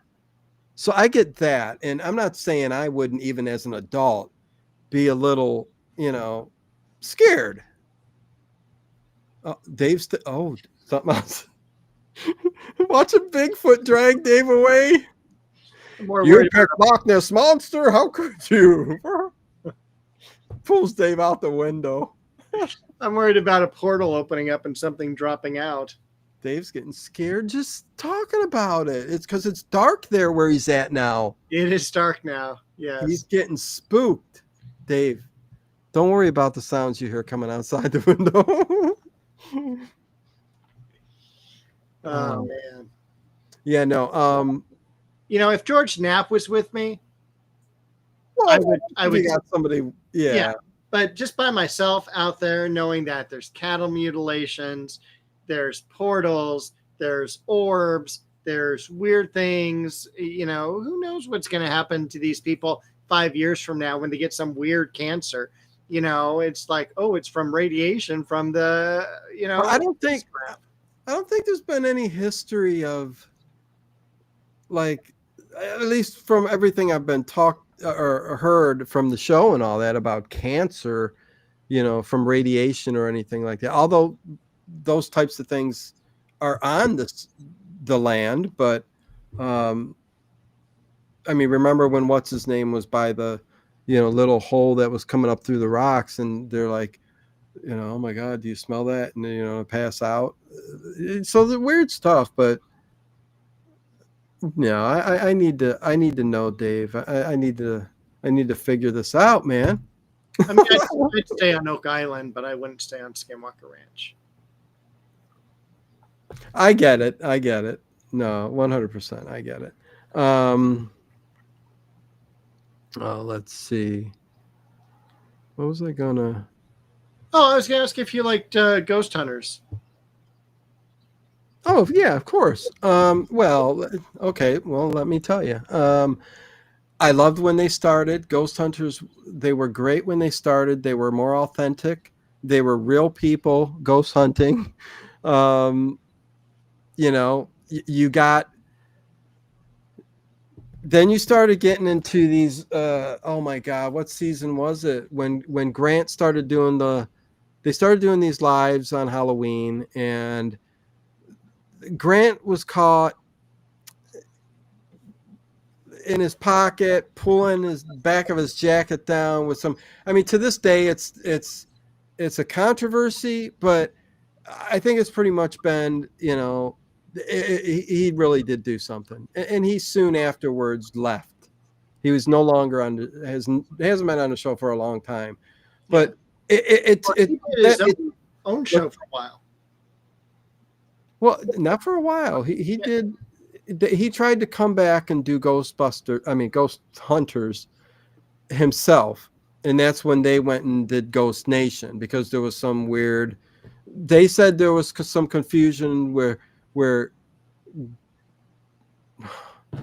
Let me go grab the Jay cat was, while you think about those thoughts. okay, where Jay wasn't doing it. You can go where Jay wasn't doing Ghost Hunters, and contract wise, he ended up doing Ghost Nation with Steve and Tango. And Ghost Hunters is nothing without Steve and Tango. I mean, they're the ones that, in my opinion, made the show what it was. I love Steve and Tango. There was a camaraderie there. If you know anything about Ghost Hunters, Steve and Tango were. You had to go get the glasses? Had to go get the cat. Oh, Steve and Tango made the show for me. 100%. And I would love to talk to either of them. Steve just wrote a book about his experiences and everything. And I reached out to Steve, and he said he just don't do social or do like interview type stuff. So, anyways, whatever. But yeah, it would be nice to talk to even Tango, but they're the ones that kind of kept that show.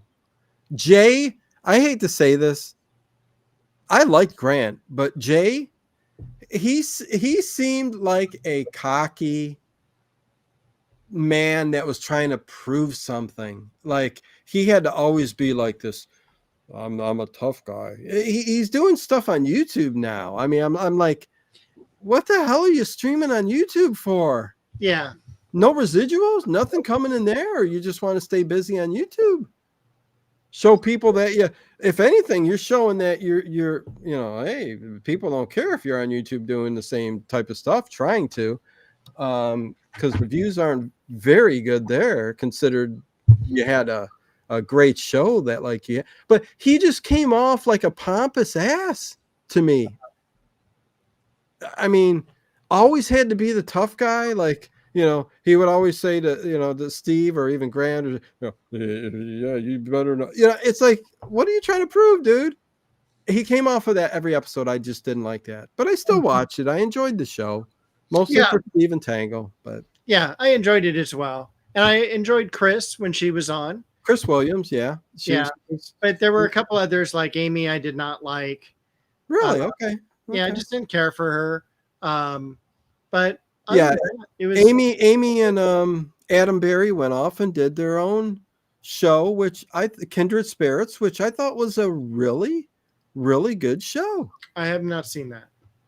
Yeah, it was a really, really good show, and they did things you would think properly and really conducted a good investigation, kind of like Ghost Hunters did at the beginning. But Ghost Hunters transformed into this Ghost Nation, and then they worked harder on their production, than anything. It's like, let's bring up an image of the house and let's glow in red the room that we're investigating next. And It's like, come on, keep it simple, man. It What was so much better. I particularly, I like the extended versions of like the Waverly Sanitarium. I Yeah. like the Shining Hotel, Halloween, where they spend hours and hours and hours.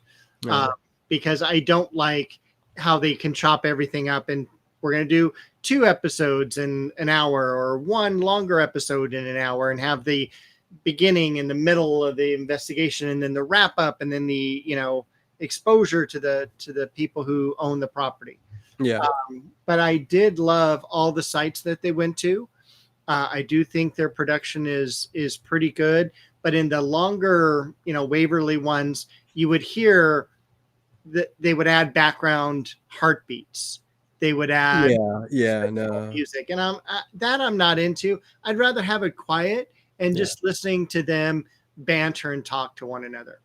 Oh yeah. That's why I did like a lot of YouTube investigations and stuff. I would watch a lot of, and again, Jay is on YouTube doing that with another guy. Why he wouldn't ask somebody from the group? I guess it's his friend. I got a new buddy now, and I'm gonna go investigate. But I don't like either of them, And Jay's constantly coming on, and of course I would defend my daughter too. But his daughter Santori investigates with her boyfriend, and they got their own team, and they do different types of things. Like there's this stamping thing they do, and they were caught kind of doing some things, and Jay's saying, no, this is what they do. It's their thing. Hey, I would stick up for my daughter too, but although, you know what, if I knew my daughter was doing something that might have been a little suspicious, maybe I wouldn't come on, and I would say, you're going to have to own up to what this is you got to own up. If people catch you doing stuff, you got to own up to it. You know what I mean? So I don't know. I think maybe I'd be more that way even as a father, because you got to be truthful. Otherwise, what's the point?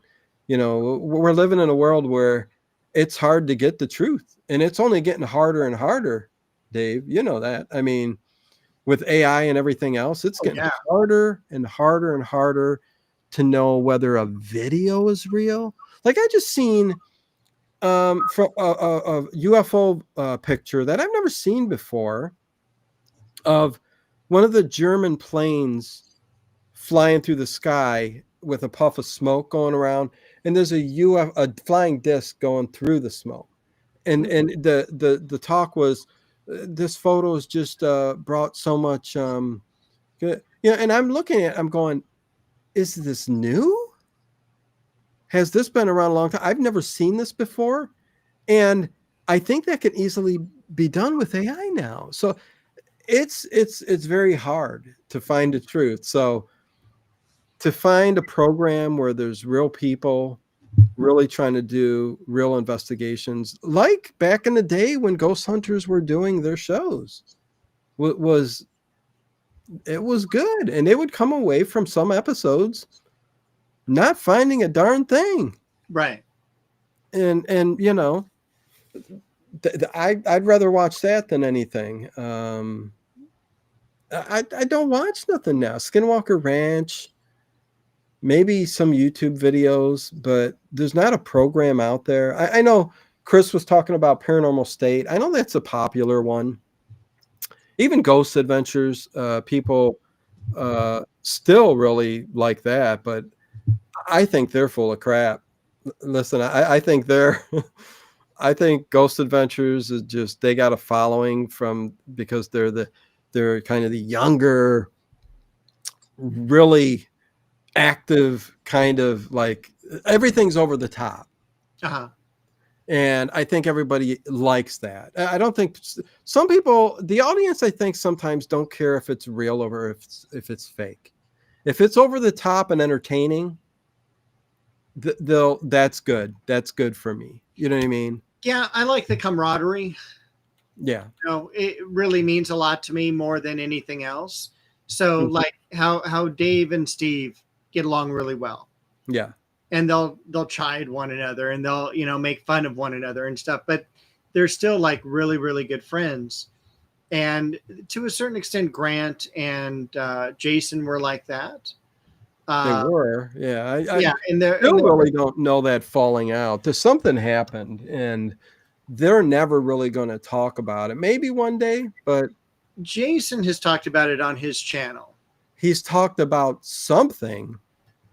Well, he's talked about how they wanted to change networks, and Grant got a deal with another network without Jason and the team. Right. So he goes, that's kind of where their falling out was from. Okay. Well, yeah. And that's why it was Ghost Hunters again with Grant for a season. Yeah, sure. Didn't work out. And he went back to Ghost Nation, and now they were Ghost Hunters, but now they don't have a show no more. I think Paramount kind of axed all of the paranormal shows, I think. But I think Ghost Adventures is coming back somewhere. I don't know. Who knows? Yeah. I guess they've reached their limit. I don't know. Good to see you, Tony, horror writer. Me and Dave going for a little bit longer here. A little. What? A little longer. What do you mean? You're all, oh, we're just going for a little longer. No, we're almost at 4 hours. Well, how long do you want to? I almost need to shave. Oh, you want to be done? In a little bit. Okay, well, maybe we'll take it to midnight. Huh? I'm still not 100%. So. Okay, yeah, no, that's true. Dave's been sick, so I think a 4-hour marathon. We'll go to the top of the hour and then end it. That would be perfect. Perfect, yeah. Dave's his ear still ain't 100% either. So, sorry, Dave. I should have figured it out. Hey, Pac-Man or Space Invaders?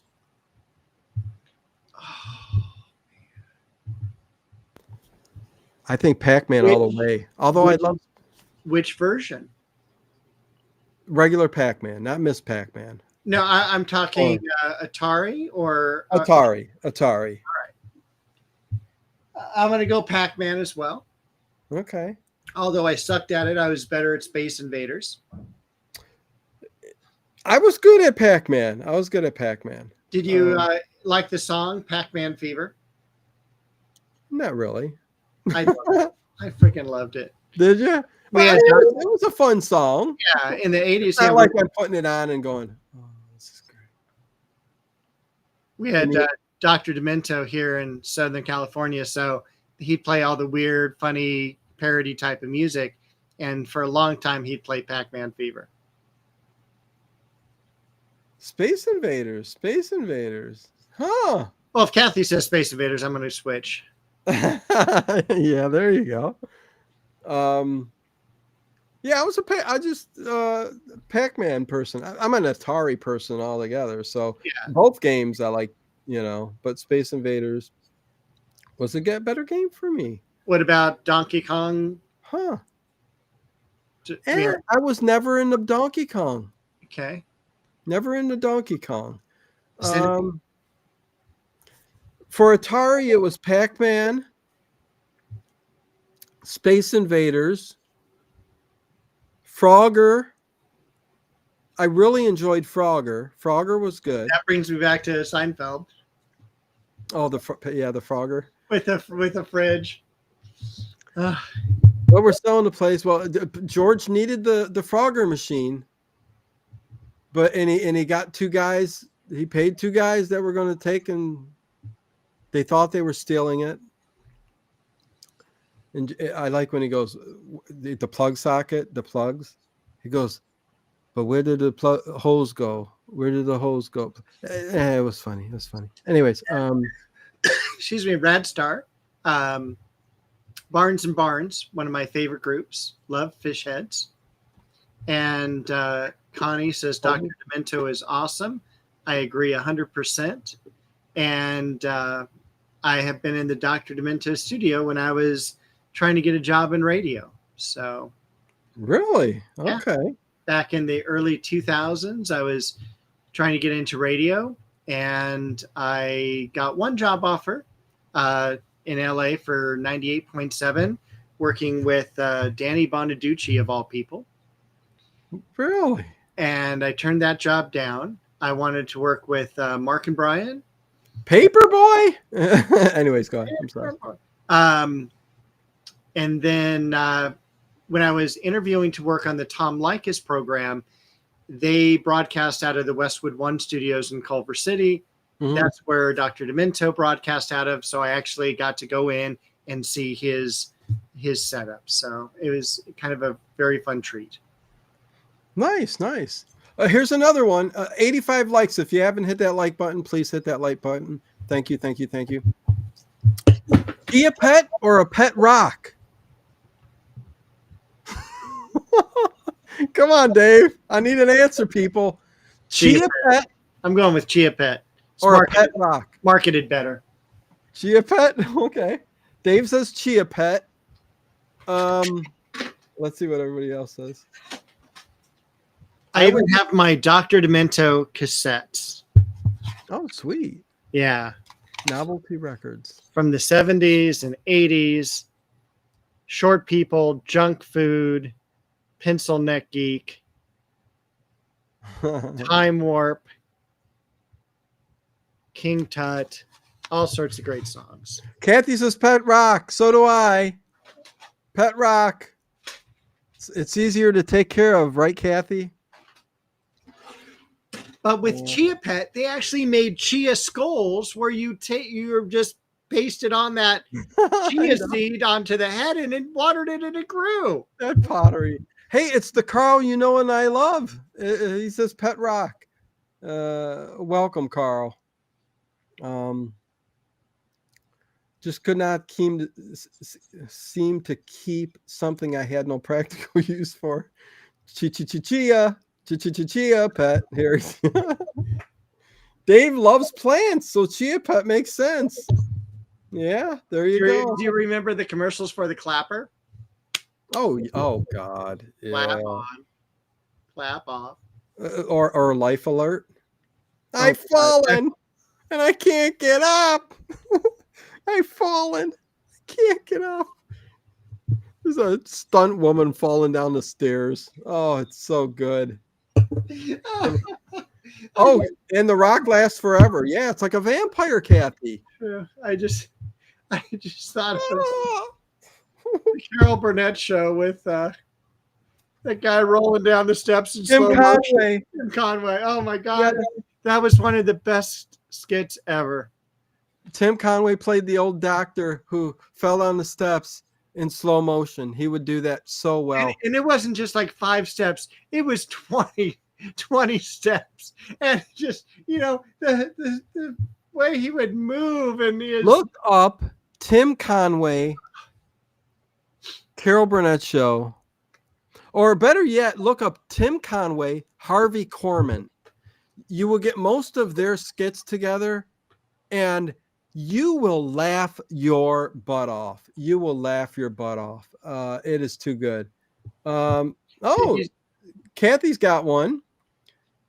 Venus flytrap or Mexican jumping beans? Oh, I'm Venus flytrap all the way. I'm Venus flytrap as well. Well, you're a plant guy. Makes sense. I am, and I love WKRP in Cincinnati. I could never get those Mexican jumping beans to jump. Whatever. I get silence. Silence. Yeah, Kathy says Venus flytrap or Mexican jumping beans. Come on, people. I love Carol Burnett. Oh. And going back to Carol Burnett, Harvey Korman, when he received his Emmy. Yeah. And Tim Conway comes up behind him, just like, looking all sad like a puppy dog. And he saw, I love, working with everyone, even idiots like this. When my favorite Tim Conway, Harvey Korman skit is, there's a skit where Steve Lawrence was he came on the show. And Tim Conway went out to dinner with Harvey Korman. He used to work with Harvey Korman. He was his client. So he took them out for dinner, and he was buttering them all up and getting them the dinner he likes and everything like that. And Steve Lawrence walks in, and he's got Tim Conway as his new client. And it's basically like, oh, he's cheating on me type skit. And Steve Lawrence comes in, and he goes, and they're acting all like nervous, like, oh my God, do you think he's going to see me here? Oh my God. And Steve Lawrence comes, sits down. Tim Conway's in between Steve Lawrence and Harvey Korman, arguing over Tim like that's their girl. You know what I mean? Dave, if you haven't seen it, funniest skit ever. Steve Lawrence, Tim Conway, Harvey Korman. You could search it. It's so funny. And anytime he played the old man, Tim Conway played the old man, but specifically when he was in the dressing room and he was trying to put the mustache on, get him dressed up and all that good stuff. But anyways, let's see. Did anybody say? I loved when he would Venus blow into the flytrap. Swiss cheese, and he would be able to make music out of it. Oh yeah, And one of my favorite Tim Conway Venus flytrap wins. Corman scenes was, for some reason, Harvey Korman's on the ground and he needs mouth to mouth, and Tim Conway's a fireman, and The he old comes man's in, fireman. he's all, well, hello, you know, and he gets all like cuddled up to him, and Harvey Korman just starts laughing. Well, it's just too funny. It's too funny. Dino, I have one. Sea monkeys or guppies? What? Raj, guppies are real fish. Sea monkeys are little, what are they called? They're like the little invertebrates. You're a Watera person. Yeah, no. Guppies are real fish. So I'm not sure. Sea monkeys aren't really sea monkeys. They're just little. They're worse than guppies. Maybe he means seahorses. Well, seahorses that's a saltwater fish, and it's a hermaphrodite. So that would win, but no, the sea monkeys are. No, I get what he's saying, but yeah, no. How about this, guppies? How about, would you rather have tarantulas crawling on your snakes? You know what? Good one, Chris. Let's start with Dave. Would you rather have tarantulas crawling on you or a snake? Neither. I would rather. You got to pick one. Your No, life I don't have to depends. pick one. Your I life would depends rather- on it. I'd rather watch Little House on the Prairie. That's about where I'm headed. I would rather neither either. Neither either. I'm surprised we've gone almost 4 hours and you haven't said thus. Thus, I am not having a snake crawl on my body. I would rather have a snake than a tarantula. What? 100%. I get it. Most people are scared of like spiders. They're big hairy and they're ugly. time. And I sleep with a cat, so. People coming up with some good ones now. Yeah, if I had to, like they said, well, you're going to die if you don't choose one. I'd rather have, believe it or not, the tarantula walking on me. I know it's not going to bite me, and it'll quickly go across my body. Okay, here's another good one. Stephanie Press says, "Hey Dino, Winchester House or Borden House?" Oh, Winchester House, 100%. Oh, 100%. Lizzie Borden House is a very small, almost like just like a room. Dave's like, we got to get out of here. I know. We got 60 people. So let's see. Is Sunday that bad for everybody? Calm down. What can we watch on YouTube Live? Hey, I'm going to drink a jug of water. Oh, now I know you're a track star, because that's what all the track people would do when I was in high school. Yeah, I never got rid of just carrying a jug of water around. Oh my God. Winchester House by far, because I mean, that's a mansion, and then it's haunted, and all the little nooks and crannies. Yeah, we're both getting dry mouth because we're talking too long. When's our next marathon, Dave? A monthly. We're doing a monthly. No, I'm joking. Maybe seasonally. Okay. So Winchester House, I think. Yeah. Brother Jerry, 16 months, level 1 support. Thank you, Brother Jerry. Really appreciate it. I will have a stream for tomorrow night, overnight. So just to let you guys know. Yeah, little shrimps are that the sea monkeys are little shrimps. Yeah, brine shrimp. Yeah, little shrimp. So that's what they are. I don't have a problem with snakes or tarantulas, says Connie. Well, there you go. A garter snake. Ooh, that sounds. Oh, well. I won't go there, but yeah, no, we have those here in Ohio, and corn snakes because of all the corn we plant. You have corn out there? In Ohio, yeah. Okay. You can almost call us the corn state. Wow. Yeah. We don't have that. We have fruit trees in the Central Valley, almonds, apples, things like that. And then the further north you go, we have Salinas, where we are the lettuce capital of the world. Lettuce capital of the world. Yeah. Wow. More lettuce grown here than anywhere in the world. Interesting. Okay. Huh.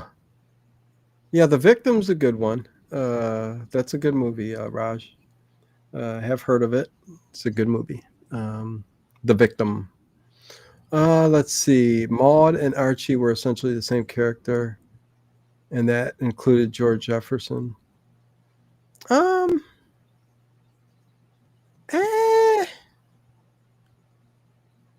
don't know. Archie was so far out there. I mean, I don't think Maude's even close to like how far out Archie was. But I get what you're saying. I mean, Maude came from All in the Family and with a spinoff, but her character herself, she was not as harsh and as racist or what else could I use? I mean, Archie was all of those things, but eat it there. What are you doing? I loved Archie Bunker when he was in court and the judge was black. No, it's the rock pile for me. Archie was terrible. Fred Sanford, he was just as bad towards the white people. But I love them both. Sanford and Son and All in the Family, two of my favorite. Again, I wake up to either one of those every morning before I get out of bed. It's either Sanford and Son's got to be playing in the background or All in the Family's got to be playing in the background every single morning for I couldn't tell you how many years. That would be so annoying. Oh, what do you mean? I have to have it quiet in the morning. Well, no. Well, there's times I have quiet, but we all got a routine. I get it. My routine is quiet. I don't want music playing. Okay. It's 8:00 there. What time you get up? What's your usual like? I'm up. All right. When I have to go to teach, I have to get up at 5. Do you teach tomorrow? I don't, but I do have a meeting tomorrow. Okay. 5:00 you get up. No wonder he's yawning. Because I have to be on the road by 6:30. Oh, you poor guy, man. So usually 6:15 to 6:30. And then it takes me an hour to get to school. So that puts me at 7:15, and I then go and open up the classroom and stuff like that. So that's my normal routine. Okay. But getting up, I can't watch TV or anything like that. Yeah. One thing I will do on occasion, like when I get to sleep in or whatever, is I'll put on someone playing video games. Really? Yeah, I love that. What? What kind of video games? Just usually first-person shooter. Like there's a channel I've been watching called Beatdown where he'll play, Holy heck! certain games and stuff. And I would have never thought that you were that kind of person. That you I love it. Grand Theft Auto. Oh, I can't watch any video games being played. Yeah, I love it. So And annoying. again, it's not so much the video game; it's the person who's like talking in the No, background. I get it. I Yeah. get it. Okay. Okay. But that's one of my things that I like. Joe Neal, my AM routine is metal. It gets you up in the morning, right? When I had to get up at 3, I would listen more to metal because I had to be up and out of the house by Really? 3:30. Yeah, because we started at 4. Yeah, listen. See, it's weird seeing everybody's like routine. I like watching people first time cyberpunk. AJ, interesting. Chris W, first person shooter today for the surprises. Yeah, we're learning a lot about yeah, Joe. Yeah, you stupid son of a nobody got that, huh? Let me hide him. Joe Neal. What a turd. Turd trolls. Anyways, AJ, let's see, and then we'll get ready to go here, Dave. AJ Starhiker gifted 1 membership at level 2 support. Thank you very much, AJ. Really appreciate it. Love board game playthroughs. I would like that better than the like the first person video game stuff, but like Dave said, it's the person, you know. So some dude. Oh, I haven't seen that person in chat in a long time. Look at that 80s avatar he's got going on there. Things that we're learning about Dave. Yeah, sweet. I don't know if it's good or bad, you know. Well, memberships, you're going to get everything. I mean, memberships. Marathons. We're going to get delirious. Dave's getting delirious, I think. I think he's just dreaming. He's having a night fever. He's going to go wake up and go, I said I watched first person shooter video games? That's not me at all. What? Oh my God. Anyways, it is 12. We've been going 4 hours. For us, that's a marathon. Dave, yeah, it sounds like the timing of you. I'm a late night person, but he needs to get up morning. So I appreciate Dave sticking around for as long as he has. And I thought this was fun, Dave, right? It was a lot of fun. I hope we can do it again in the future. Me too. Maybe even start an hour earlier or something. I don't know. We can do that. Yeah, if you can. But yeah, down the road we'll do another marathon for sure. This was really, really fun. Just please, I think we're like at 88 or 89 thumbs up. Hit that thumbs up button. Get us to 100. And leave a message or comment afterwards below the video if you would. And I will be here tomorrow night to do an overnight stream. So look forward to an overnight stream tomorrow night. Kathy says feel better soon, Dave. Yes, definitely feel better, Dave. And happy Father's Day to everybody again, even though now it's not Father's Day. It still is here on the West Coast. Oh, so yeah, it is. Yeah, that's true. Thank you for that. So Dave's kind of alert, you know. This was fun. Thanks, Dino and Dave. Thank you, Kathy. Always appreciate you being here and everybody else. Much love to everybody. I don't know what Dave's doing. What kind of radio is that up there? That's the Zenith. It's got the tubes and everything, long wave, short wave. Oh, look at this last minute. Thank you. Horror Junkie for Life, gifted membership, level 2 support. Thank you to the Coffee Sloth. Thank you, Horror Junkie for Life, and thank you to everybody who did the super chats. I really do appreciate that. I mean, believe it or not, it really does mean something. I do appreciate it. I don't ask for them because it's rude, I guess. It is kind of rude. You don't ask people for super chats, but it helps the channel and stuff. And the channel, with me not doing as much anymore, you know, isn't yeah, you guys get it. Anyways, I appreciate it. Dave, how many pens in the cup? We'll 41. 41. Much love to everybody. Thank you. There's Karen Banks. Karen with a K. Hey. Good to see you. As we leave and call it A night. I don't know what Is that was. Johnny Carson? I don't. Was that an Abbott? No. Was that a three? What was that? Lauren Hardy, maybe. Night. Listen, I don't know. Happy Father's Day.